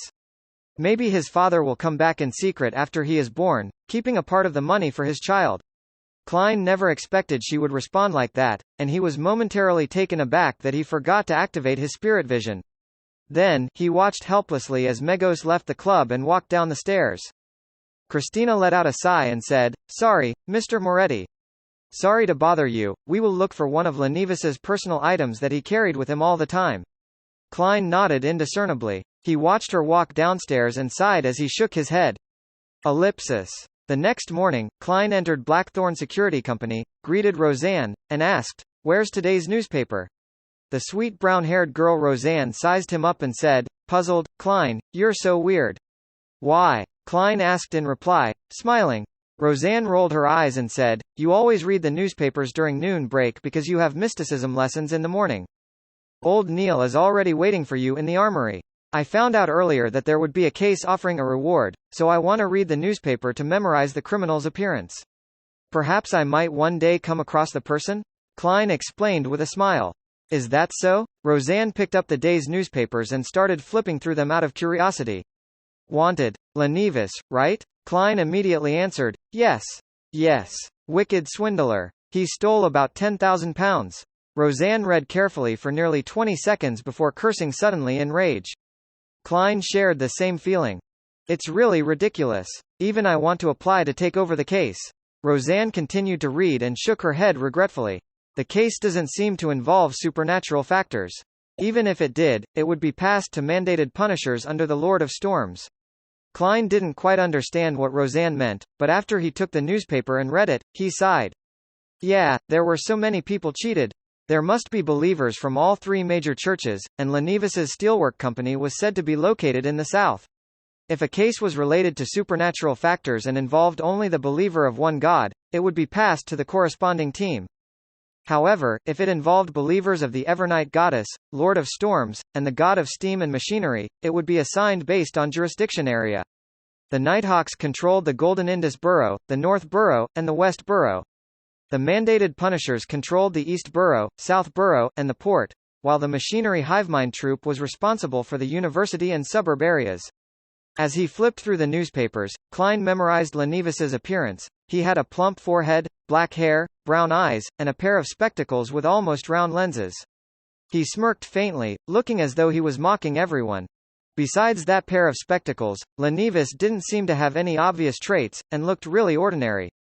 He chatted with Roseanne casually, then passed through the partition, in preparation to head underground. Then, he saw the pale and cold corpse collector Fry and the white-haired black-eyed author Sika Tron exiting the entertainment room and turning towards him. After a simple greeting, Klein watched his two teammates leave and discovered Dunn Smith in a black windbreaker standing by the side of the door he opened. "There's a case?" Klein asked curiously. At that time of day, there wouldn't be two Nighthawks heading out together for no reason. Dunn looked over with his gray eyes. He nodded and smiled. "There seems to be a paranormal incident in West Borough. I've sent Sika and Fry to check on it, but you don't have to worry about that. Until you master combat techniques, I don't intend to send you on any missions. I have to take responsibility for my team members. Captain, you are such a nice person. Besides the receding hairline and bad memory, you are flawless." Klein complimented inwardly. He asked for confirmation. In other words, I only need to attend mysticism classes and combat training. I don't have to contribute anything, and I can still get my pay? This is only temporary, Dunn confirmed. I only need to attend classes, and work out, and I'll get an ample paycheck. It's great just thinking about it. Klein thought happily. I hope there are no more coincidences. He prayed in silence. Ellipsis. The days passed by peacefully until Friday. Klein completed his combat training and took a carriage back to Beswick Street. Outside Henry's private detective company, he looked to the left and to the right. Confirmed that no one was watching him, he put on the gauze mask, lifted up the collar of his windbreaker, and quickly entered the stairway. Knocking on the door, Klein saw the middle-aged brawny man, Detective Henry, again. "Good afternoon, sir. One of the cases that you entrusted us with is done." The deep blue-eyed Detective Henry spoke with a hoarse voice from drinking and smoking. Klein intentionally lowered his voice and said, "Is it the information of the man that appeared at the Evil Dragon Bar? The man that bought the Spectator Potion's supplementary ingredients?" "Yes." Henry waved his smoking pipe. Then, he didn't say anything but look at Klein with a smile. Klein understood what the man meant, and he took out 4 £1 notes and handed it over. This is the second payment. He paused and added, write me a receipt. His private stash of money had been reduced to less than £1. No problem. Henry coughed. He checked the anti-counterfeiting marks on the notes as he instructed his staff to bring over pen and paper.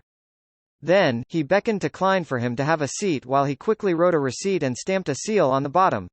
After completing everything, Henry took a puff at his pipe and said, according to your description, my assistant and I waited at the Evil Dragon Bar for 3 days before finally meeting that man. He's quite an alert gentleman, and is good at observation. Thankfully, we're experienced. His name is Daxter Guderian, a doctor of the Greenhill Mental Asylum. Daxter Guderian, a doctor of the Greenhill Mental Asylum. Klein silently repeated what the detective had said and started to think about the ways he could interact with this doctor whom he suspected to be a spectator from the Psychology Alchemists. He didn't want to take too much a risk on this matter. He didn't want the Nighthawks to discover that he was problematic. He didn't want to lose the life he had now over a mere exchange of information and resources. Furthermore, this person was most probably a spectator. Anyone who hadn't undergone special training wouldn't be able to hide their motives and thoughts from a person like that. I'll get a proxy, making me appear a little more mysterious? No, the more people involved, the easier it is for there to be problems. Yes, perhaps I can hide the truth within the truth. I'll let that doctor know of my thoughts and feelings through my expression and body language, but not the whole truth. As Detective Henry described Daxter Guderian, Klein thought about what methods he could use to minimize risk without affecting the results he wanted. Slowly, he found inspiration in a detective film he had once seen. Well, I can try that, but I'll have to practice it repeatedly. Klein nodded inwardly before directing his full concentration on what Detective Henry had to say. Cough. Henry cleared his throat and said, we are still working on the request involving the Red Chimney. You should know that there are many buildings in Tingen that have similar characteristics. Of course, it would be much easier if you could provide us with more clues. Klein laughed dryly. I wouldn't have had to make the request if I had more clues. Honestly, this long investigation had depressed him, for the person behind the scenes had obviously noticed Klein's divinations and had more than enough time to find another hideout. Thus, all he could do was hope that he could find relevant clues from the information of the tenants. And that alone cost £7. Just the thought of it made him feel the pinch. Klein grabbed his cane and left after Detective Henry finished his report. At 9:20 on a Saturday morning, in an office of the Greenhill Mental Asylum, Daxter Guderian, who was wearing gold-rimmed spectacles, removed his jacket and hat and hung them on the clothes rack. He had just picked up his tin of coffee powder when he heard knocking on the door. Please come in, Daxter said casually. The half-closed door opened, and a young man wearing a black windbreaker entered. Daxter didn't recognize the person that walked in, so he asked, puzzled, Good morning, you are? Klein closed the door, took off his hat, and pressed it against his chest before bowing. Good morning, Dr. Daxter, please forgive me for taking the liberty to visit without any warning. I am Probationary Inspector Klein Moretti of the Awa Police Department. These are my identification documents and badge. Inspector? Daxter muttered softly as he received Klein's identification documents and badge. Special Operations Department. He looked up slowly, his eyes calm, as if he was scrutinizing something. Short black hair, pupils slightly darker than brown, a scholarly aura, no ill intent at the moment. Daxter returned the items and pointed to the chair on the other side of the table. Please have a seat, officer. How might I assist you? Klein sat down and placed his cane to the side. He slowly put away his documents and badge, then smiled. Please allow me to reintroduce myself. I am also a member of Tingen City's Nighthawk Squad, specializing in dealing with incidents involving the supernatural. Good morning, Mr. Spectator. Before he finished his sentence, he wasn't surprised to see Daxter's pupils constrict. Daxter retracted his hand, looking like he was about to escape. Officer, I don't understand what you mean. Daxter forced out a few words, almost unable to maintain his form. I don't like jokes like this. Perhaps I should call security. Klein slowly took out his revolver from his armpit holster, his smile unchanging. Mr. Daxter, I know that you can see my confidence and that I do not have any ill intent. Heh, honestly speaking, I wasn't too sure myself, but your reaction gave me the answer I needed. Every sentence I said just now is true. Klein added in his heart. Daxter relaxed slightly, his gaze shooting toward the revolver. He asked, confused, I find it hard to understand why you came looking for me. I don't think that I revealed anything. Klein laughed and replied, it was just a coincidence, or perhaps fate wanted us to meet. We ran into each other once in the underground market at Evil Dragon Bar, but you didn't notice me back then. You were smart to purchase the supplementary ingredients for the potion first, but since I am familiar with that formula, you caught my attention. Daxter suddenly exhaled, as if he just lost the motivation to defend himself. I see. I thought I was careful enough, to think that.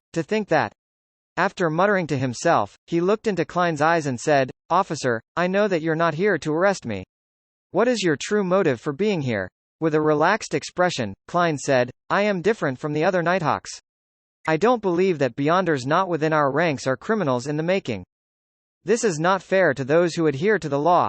Daxter changed his posture. He loosened up and said, the world would be at peace if the other Nighthawks, mandated Punishers, and Machinery Hivemind acted like you. You know of other members from the Nighthawks, mandated Punishers, and Machinery Hivemind? Klein feigned surprise. This is not something a person who became a Beyander by mistake should know. There must be an organization behind you. He leaned back and said with a smile, Psychology Alchemists? He casually watched Daxter's expression contort as he said those words. I could see that you were anticipating my answer, yet I still missed the bait and fell into your linguistic trap. Daxter said in frustration. He started to notice that the spectator state wasn't omnipotent. He could tell why the other party was here, but it didn't mean he understood the specifics. Klein stroked the cylinder of his revolver and said, Doctor, we need to have an honest conversation. That can start with me. I don't believe that Beyonders not under management are potential criminals, but I agree that every Beyander must be registered and monitored. This is a precaution against the risk of Beyonders losing control. It's to avoid the occurrence of something even more dangerous. I won't disrupt your normal life, but I hope that there can be limited cooperation between us. Limited cooperation? Daxter asked, as if thinking about something. Klein let out a soft chuckle. Yes, limited. For example, tell me about your condition regularly. You should know that it is possible to save someone who has not completely lost control yet, and the Nighthawks have considerable experience in this regard. Or, if you could give me clues of a Beyander you know, or a Beyander in your organization who is about to do something that can endanger the innocent. Or, if you would like to exchange something for items that you could make more use of. This is a perk I am giving you. You should know what perks mean. Also, you need not worry about being suddenly prosecuted by members of the Nighthawks, mandated Punishers, or Machinery Hivemind one day. You can live your life in joy and stability. We will give you something you can use to prove your identity. You can use it when you have no other options left. Daxter listened on silently. It was a while before he said, You want me to betray my organization? No, not betray, Klein said sincerely. This is the protection of justice, morals, and kindness. You are stopping something evil, merciless, and bloody. Other than that, I wouldn't ask you to betray the secrets of the organization you are in. Daxter thought for a moment, as if feeling better now that there was an excuse. He was silent for a few seconds before he extended his right hand. Here's to a successful cooperation. Klein shook his hand with his free hand and said, a successful cooperation. He paused for a moment before chuckling. Doctor, can you now tell me if you are a member of the Psychology Alchemists? Yes. Daxter nodded. Klein, who hadn't deactivated his spirit vision since he entered, didn't see any changes in the colors of his emotions. Thus he asked discreetly, how did you join the Psychology Alchemists? Daxter looked into his eyes and said, I discovered that there was a patient of this asylum who could see right through me when I was tending to him. His clear mind was nothing like a lunatic. His name is Hood Eugen. Klein committed the name to memory and chatted with Daxter a little longer, deciding on a secret way to communicate and meet up. He didn't exchange matters regarding potions, formulas, and rumors for the time being. At an appropriate moment, he bade farewell and put away his revolver before leaving Daxter's office. Daxter exhaled after he saw Klein's back disappear from his field of vision. He slumped into his chair, feeling a little agonized and little relaxed. 36 Zoutland Street. Inside Blackthorn Security Company. Seated behind his desk, Dunn swept the area with his gray eyes and asked, what happened? Klein, who was late by about half an hour, organized his thoughts and said, Captain, I found a Beyander and confirmed that he is a member of the Psychology Alchemists. He's an orthodox doctor and is willing to cooperate with us. I think it's best to maintain the status quo. He could help us learn more about the current condition of the Association of Psychological Alchemy. After pausing for a few seconds, Klein added, I want to develop him into an informant for the Nighthawks, or a hidden external member. The word informant came from the Intis language. It was created by the Emperor Russell. Dunn nodded slowly and said, "You handled the situation well, but it would be best to inform me when you face such a situation in the future. Give me that doctor's information and a written account of the way you handled the situation. I will give him something he can use to prove his identity.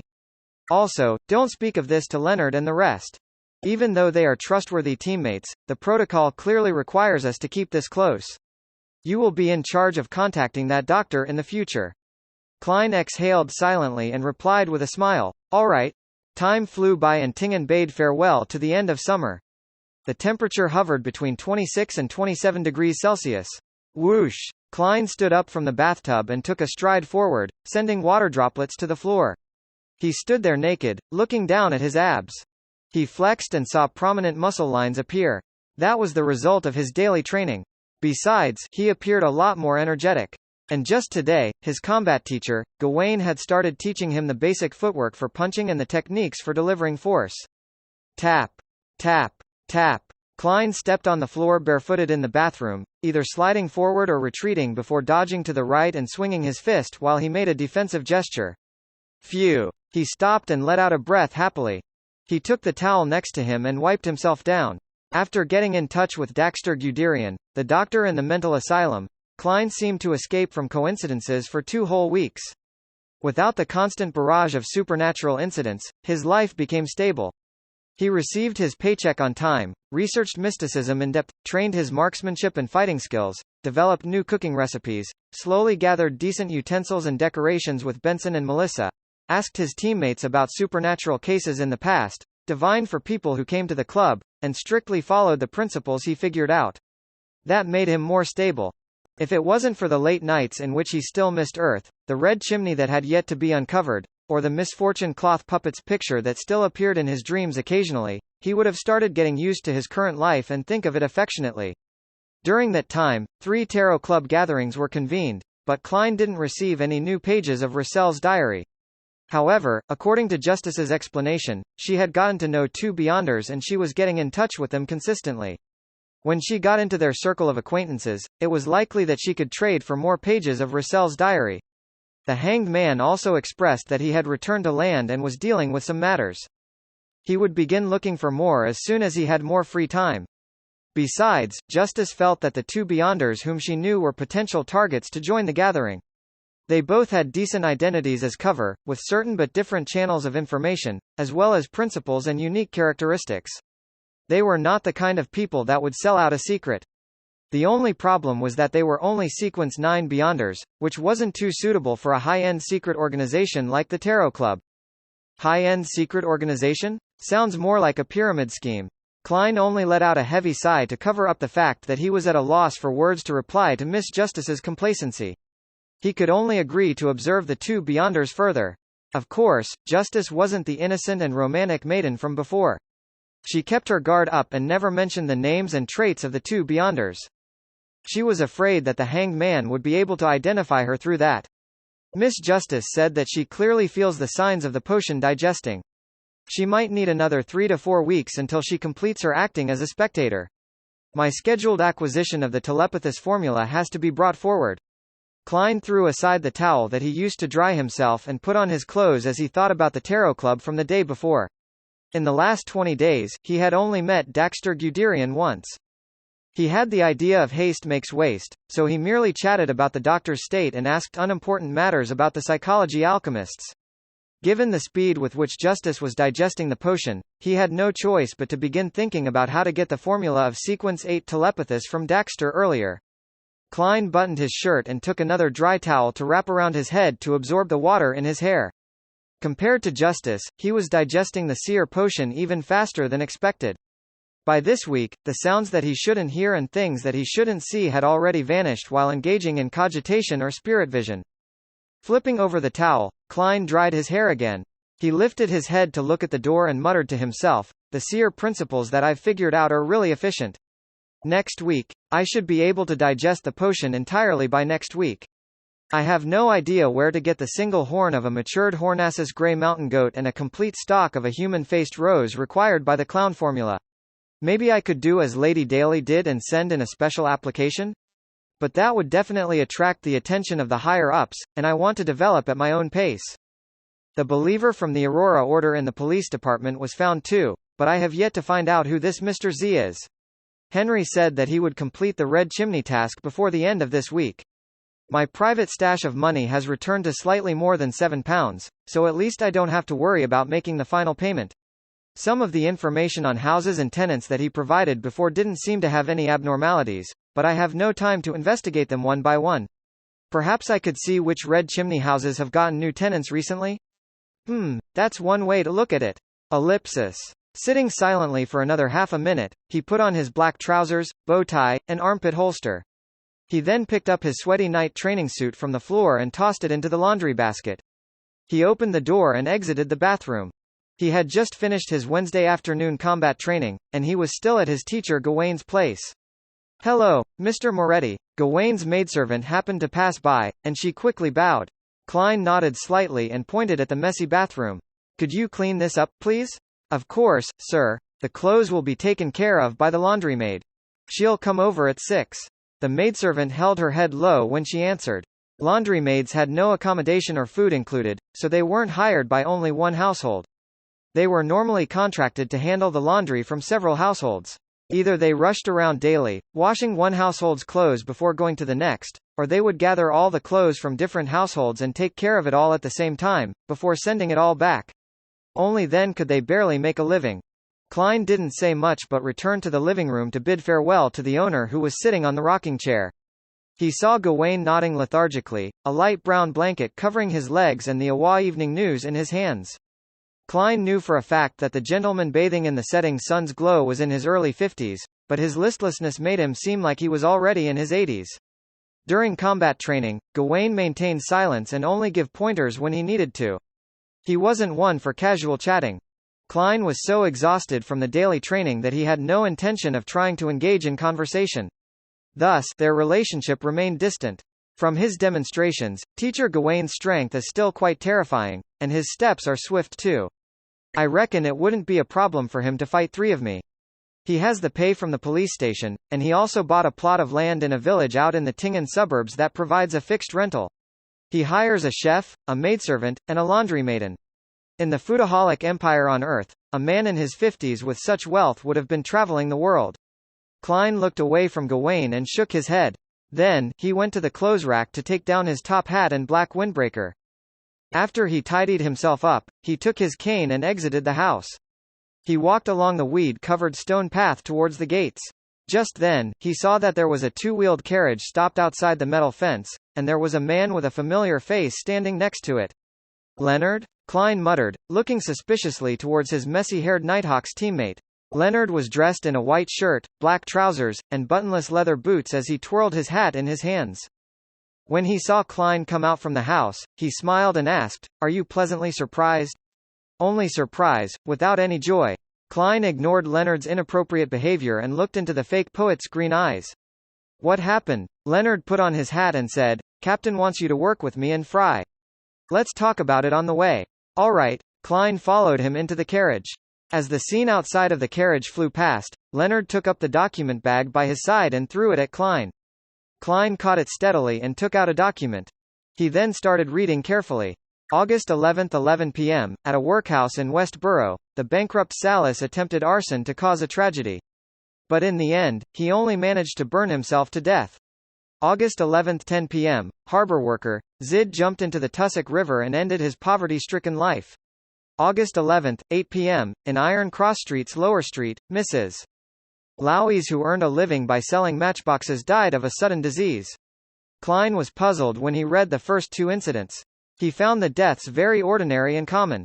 Not only should it have been beneath the attention of the Nighthawks, even the police force would avoid wasting resources looking into such obvious causes of death.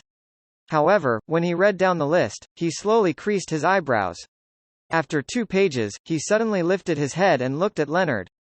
"Isn't this too many?" When the number of ordinary deaths reached a staggering amount, it was difficult to call it normal. For once, Leonard nodded seriously and said, "The number of death incidents within the past 2 weeks are 5 times the normal rate." When the Tingen police headquarters tabulated the data, they realized the problem and quickly passed it over to us, as well as the mandated punishers and the machinery hivemind. Although these death incidents appeared normal during initial investigations, Captain believes we should investigate them once more. It might require the help of divination or ritualistic magic. Klein said with a look of enlightenment, I understand. Leonard snapped his fingers and said, you, me, and Fry are in a team. He's waiting for us at Iron Cross Street's Lower Street.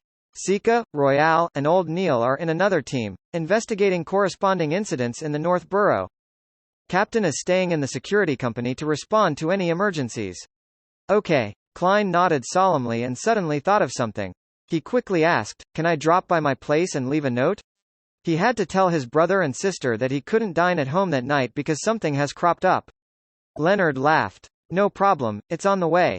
With that, Klein calmed down and read over the death incidents again, intending to find a link among the various names, times, and causes of death. Then, he suddenly realized something. Is this my first group mission after becoming a Nighthawk? Report Chapter. Tingen City, 2 Daffodil Street. Klein, who had left a note, locked the door and walked briskly towards Leonard Mitchell, who was waiting by the side of the road. Leonard's short black hair had grown a little over the month, and the lack of any grooming made it look messy. Despite that, his messy hair still complemented his decent looks, emerald-colored eyes, and poetic vibes. It exuded a different sense of beauty. Indeed, any hairstyle depends on the face. Klein lampooned inwardly. He pointed in the direction of Iron Cross Street and asked, is Fry waiting for us there? Yes. Leonard smoothed his untucked shirt and said casually, did you notice any clues when you were looking at the documents? Klein held his cane in his left hand as he walked along the side of the road and said, no, I cannot find anything common in their times, locations, or causes of death. You should know that any rituals involving evil gods or devils must be conducted within a certain time frame or using a special method. Leonard touched the custom-made revolver hidden underneath his shirt, by his waist and chuckled. That isn't an absolute rule. In my experience, some evil gods or devils are easily satisfied, as long as they have a particular interest in what is being asked of them. Also, a good number of the deaths seem normal. We have to omit them before we can arrive at the real answer. Klein glanced at him and said, that's why the captain asked us to investigate once more. To eliminate the normal incidents. Leonard, your tone and description tell me that you have considerable experience in this area, but you have only been a member of the Nighthawks for 4 years, with an average of 2 supernatural incidents a month. Furthermore, a large number of those were simple and easy to solve. He always felt that Leonard Mitchell was a little weird and mysterious. Not only was he always suspicious of him, believing that there was something about him. In addition, his demeanor also changed from time to time, sometimes quiet, sometimes arrogant, sometimes flippant, sometimes staid. Could it be that you've also had a fortuitous encounter? An encounter that makes you view yourself as a star in a play? Klein made a rough deduction based on all the movies, novels, and dramas he had watched in the past. Upon hearing this question, Leonard laughed and said, that's because you're not a full-fledged Nighthawk yet. You're still in the training phase.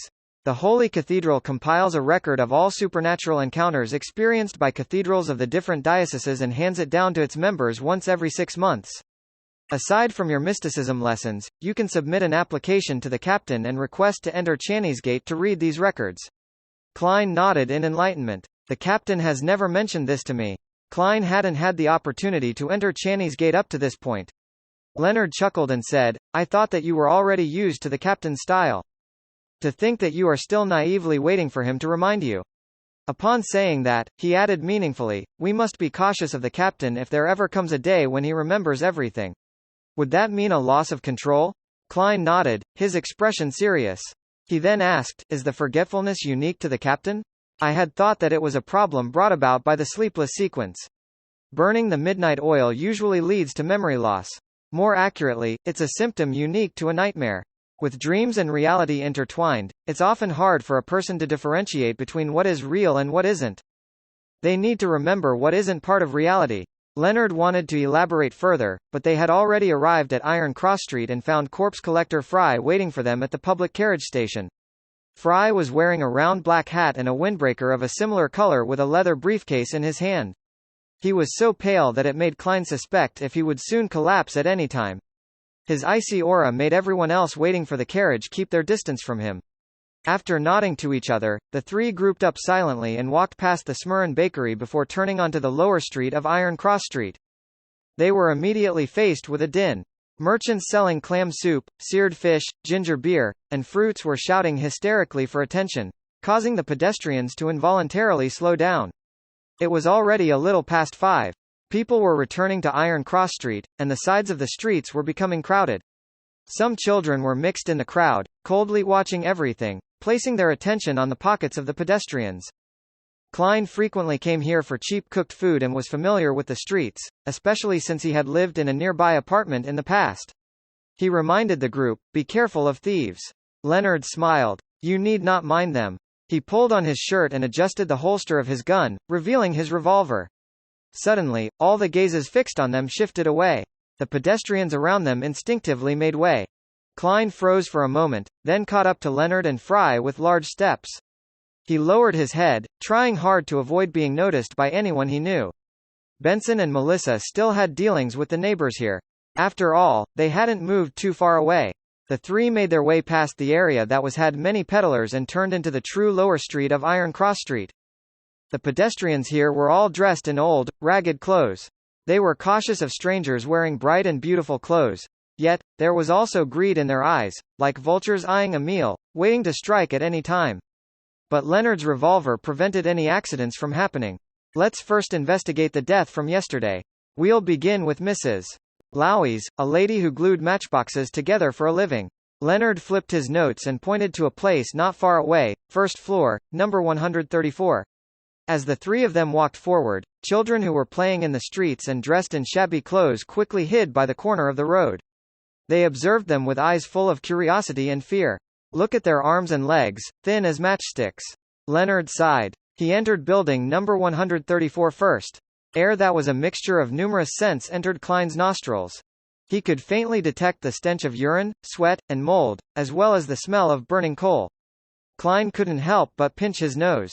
He then saw Bitch Mountbatten, who had been waiting there for them. Officer Mountbatten had a brownish-yellow mustache and was envious of Leonard's rank of inspector. "Sir, I have already asked Lowys to wait in her room," Bitch Mountbatten said with his unique, shrill voice. He clearly didn't recognize Klein, who now looked more energized and proper. All he cared about was sucking up to the three officers in front of him as he led them to the Lowys family on the first floor. It was a simple apartment. There was a bunk bed laid upright inside the room and a desk filled with glue and hard paper on the right side. The corner of the room was piled full of frames for matchboxes, while an old cabinet sat on the left, acting as a storage space for both clothes and cutlery. A stove, toilet, and a small amount of coal and timber occupied the two sides of the door, while the center of the room was occupied by two dirty mattresses. A man was sleeping under a torn blanket, leaving no space for anyone to walk. A lady lay on the lower level of the bunk bed, her skin ice cold. It was clear that she had lost all signs of life. Beside the corpse sat a man in his 30s. He had oily hair, looked dispirited, and his eyes had lost their luster. "Lowys, these three officers are here to examine the body and ask you questions," Bitch Mountbatten shouted, without any regard for the sleeping man. The dispirited man looked up weakly and asked in surprise, "Didn't someone already examine the corpse and question me?" He was dressed in a grayish-blue worker's uniform which had visible signs of being mended multiple times. "Answer when I tell you to. Why do you have so many questions?" Bitch Mountbatten berated the man, then turned to Leonard, Klein, and Fry. "Officers, this is Lowys. The person on the bed is his wife, who is also the deceased. According to our preliminary analysis, she died from a sudden illness." Klein and the rest tiptoed to the edge of the bed. The high-nosed, thin-lipped Fry did not say anything with his cold demeanor. Instead, he patted Lowys gently, signaling for the man to make way so that he could examine the body. Klein looked at the sleeping man and asked, "This is my tenant." Lowys rubbed his forehead as he said, "The rent for this room is 3 solely 10 pence a week. I'm only a worker at the harbor, and my wife made 2 1/4 pence per crate of glued matchboxes. Each crate has, up to 130 boxes. We also have a child. We can only rent the rest of the space to someone else. We only charge a solely a week for the mattress. I have a tenant who's helping out at the theater, and he's not back before 10 at night. He sold his rights to the mattress in the daytime to this man. He's the person who watches over the gate of the theater at night, so he only pays 6 pence every week. Hearing the other party stammer as he explained, Klein couldn't help but look at the crate in the corner of the room. One crate had 130 matchboxes and only earned them 2.25 pence, about the cost of 2 pounds of black bread. How many crates could she manage a day? Less than sup greater than 1 less than sup greater than. Leonard surveyed the surroundings and asked, "Was your wife acting abnormally prior to her death?" Louise, who had been asked similar questions, pointed to the left side of his left chest and said, "From last week, well, perhaps the week before, she said that she felt stuffy in this area and couldn't catch her breath."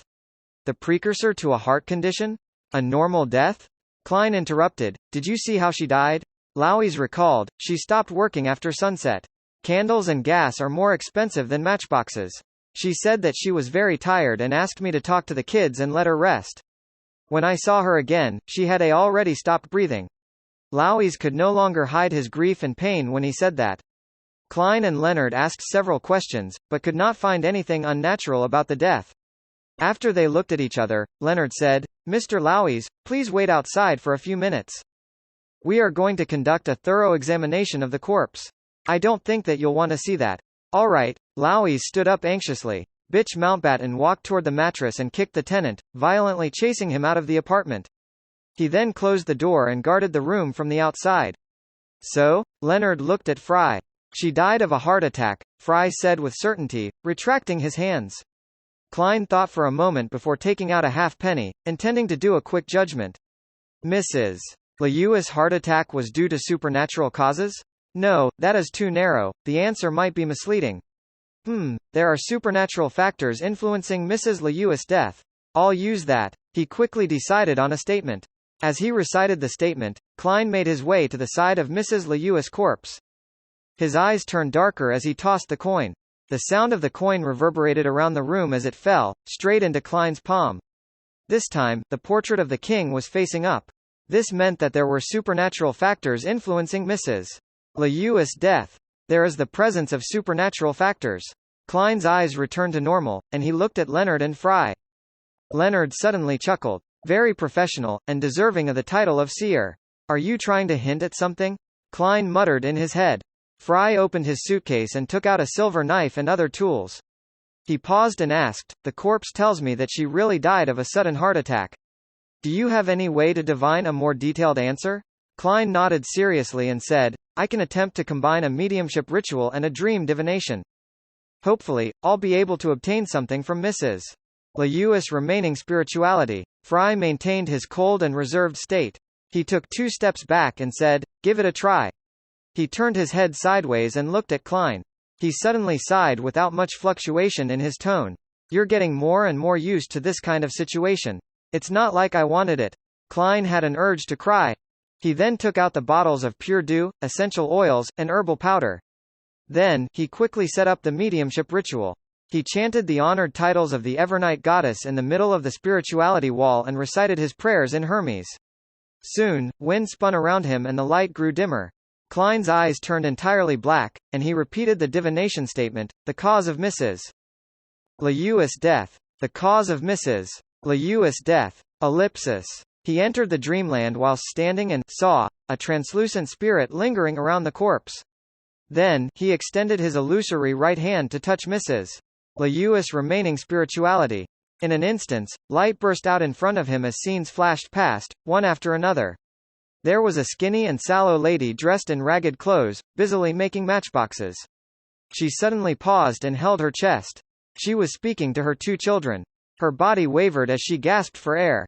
She was buying black bread when someone suddenly patted her.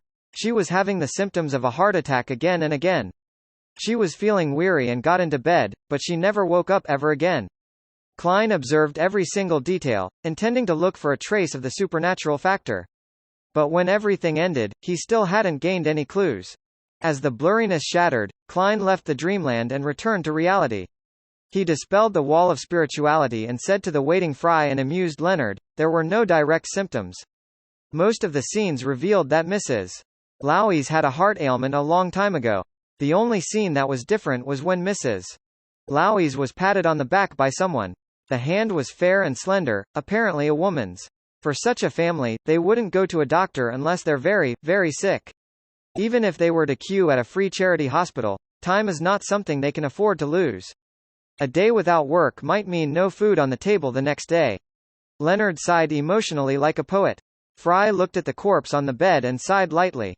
Before Klein spoke, Leonard quickly got out of his pensive state and said thoughtfully, "Are you implying that the supernatural factor came into play when Mrs. Louise was patted? It came from the slender hand of a lady or madam?" Klein nodded and replied, "Yes, but this is merely my interpretation. Divination is always unclear." The conversation ended. He and Leonard stepped back to the other side of the bed and allowed Fry to take out his tools from his suitcase without any disturbance, so he could do a further examination. After Fry was done, they waited as he packed up his tools. After cleaning up and covering the corpse, he turned around and said, "Her death was caused by a natural heart disease. There's no doubt about it." Upon hearing the conclusion, Leonard paced back and forth. He even walked to the side of the door, paused for quite a while before saying, "That's it for now. Let's head over to the workhouse in Westboro. We'll see if we can find other clues. Maybe we can link the two incidents together." "Okay, we can only hope," Klein agreed, still filled with puzzlement. Fry picked up his suitcase and while skipping and walking, he carefully went across the two-floor mattresses without stepping on anyone's blanket. Leonard opened the door and walked out of the room first. He told Louise and the tenant, "You can return home now." Klein thought for a moment before adding, "Don't be in a hurry to bury the body. Wait for another day, as there might be one more thorough examination." All right, officer." Louise bowed lightly and replied in a hurry. Then, feeling numbed and lost, he said, Actually, I don't have the money to bury her just yet. I have to save for another few days, just a few more days. Luckily, the weather is turning cold." Klein was shocked and asked, "You plan on letting the corpse remain in the room for a few days?" Louise forced a smile and replied, "Yay, thankfully, the weather became colder recently. I can move the body onto the table at night. When we eat, I can carry her to the bed." Before he finished what he had to say, Fry suddenly interrupted, "I've left you money for the burial next to your wife." After saying those words in absolute calmness, he exited the apartment directly, unbothered by Lewis' shocked expression and gratitude that followed. Klein followed closely and thought of a question. If the weather was still as hot as June or July, how would Louise deal with his wife's corpse? Pick a very dark night with strong winds, throw the corpse into the Tussock River or the Coy River. Or just dig a hole and bury her? Klein knew that the law requiring a cemetery burial had been established more than 1,000 years ago, at the end of the previous epoch. The 7 major churches and imperial households from each country had approved the law in order to cut down on the number of water ghosts, zombies, and restless wraiths. Each country provided free land, while each church was in charge of keeping watch and patrolling. They only charged minimum fees for cremation and burial in order to pay for the necessary labor force. But even so, the truly poor still couldn't afford it. After leaving 134 Iron Cross Street at Lower Street, the 3 Nighthawks and Bitch Mountbatten parted ways. Silently, they took a turn to the nearby workhouse in Westboro. As they got closer, Klein saw a long queue. It was just like when the people from the Foodaholic Empire on Earth queued for a shop that gone viral on the internet. The place was packed. "There's about 100, no, closer to 200, he muttered in surprise. He saw the people queuing were in tattered clothes with numb expressions. They only occasionally looked towards the door of the workhouse impatiently. Fry slowed down and said coldly, "There is a limit to the number of homeless poor each workhouse will accept daily. They can only take them in based on the queue order. Of course, the workhouse will examine and refuse entry to those who fail to meet the criteria. The economic recession in the recent months has played a part too." Leonard sighed. "Those who don't manage to queue will have to figure out a way of their own." Klein asked subconsciously, "They can also try their luck in the other workhouses. Different workhouses have different operating hours. However, each one has the same long line. Some of them would wait from 2 in the afternoon." Fry paused. "The rest of the people mostly starve for a day. Then, they lose their ability to find a job and fall into a vicious cycle that leads directly to death. Those who can't withstand the hardship end up losing their struggle to stay on the good side of the law." Klein fell silent for a few seconds before letting out a sigh. "The newspapers never publish any of this. Mr. Fry, I hardly ever hear you speak so much. I was once a pastor in a workhouse of the goddess." Fry maintained his cold attitude. When the 3 of them arrived at the door of the workhouse in Westboro, they showed their identity documents to the doorkeeper, who was eyeing the queuers arrogantly, before they were taken into the workhouse. The workhouse was transformed from an old church. There were mattresses and hammocks all over the mass hall. The pungent scent of sweat mixed with the smell of athlete's foot permeated every corner. In and out of the hall, there were many poor families. Some swung hammers to break rocks, some picked oakum. No one was free. In order to not let poor people rely too much on workhouses and turn into scoundrels, the Poor Law established in 1336 enforced a rule whereby every poor person can only stay in the workhouse for 5 days at most. Any longer than that, one would be cast out. During the 5 days, they have to do manual labor, such as breaking rocks or picking oakum. These are the same tasks that criminals in prison do, Fry explained to Klein and Leonard briefly without much emotion. Leonard opened his mouth, and no one was sure if he was teasing or explaining. When they leave this workhouse, they could go to another one. Of course, they might not be able to move in. Hey, perhaps, to some people, poor people are like criminals. Picking oakum? Klein was quiet. He didn't know what else to ask. The fibers of old ropes are actually a great material to seal the gaps in boats. Fry stopped and found a burnt mark on the ground. A few minutes later, the director and pastor of the workhouse rushed over. They were both men in their 40s. Salas started the fire here and only burned himself to death? Leonard asked, pointing at the ashen mark on the ground. The director of the workhouse was a man with a broad, bumpy forehead. He scanned the area where Inspector Mitchell was pointing with blue eyes and nodded in affirmation. Yes. Before that, did Salas act strangely in any way? Klein asked. The director of the workhouse thought and said, according to the person that slept next to him, Salas had been chanting, "The Lord has given up on me. The world is too filthy. I have nothing left," stuff along those lines. He was filled with resentment and hopelessness. But no one expected him to break all the kerosene lamps and start a fire to burn the place down while everyone was sleeping. Thank the Lord, someone found out in time and stopped his wicked act. Klein and Leonard then found a few people who had slept next to Salas the night before, and they also found the guard that stopped the tragedy. However, those people didn't have anything new to tell them. Of course, they used spirit vision, divination, and other methods to check if any of the people were lying or misleading them. It seems that Salas long had the idea to take revenge and self-destruct. It seems to be a very normal case. Leonard waited till the director and the pastor left to express his opinion. Klein pondered and said, "My divination tells me that a supernatural factor had influenced this case. Let's eliminate Salas's fire case temporarily," Leonard concluded. Just then, Fry suddenly said, "No, maybe there is another possibility. For example, Salas acted at the instigation of someone else, a Byander who didn't take any supernatural measures."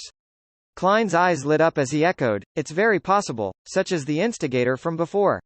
Instigator Triss. But that wouldn't have any connection with Mrs. Lewis' death." He thought, creasing his eyebrows lightly.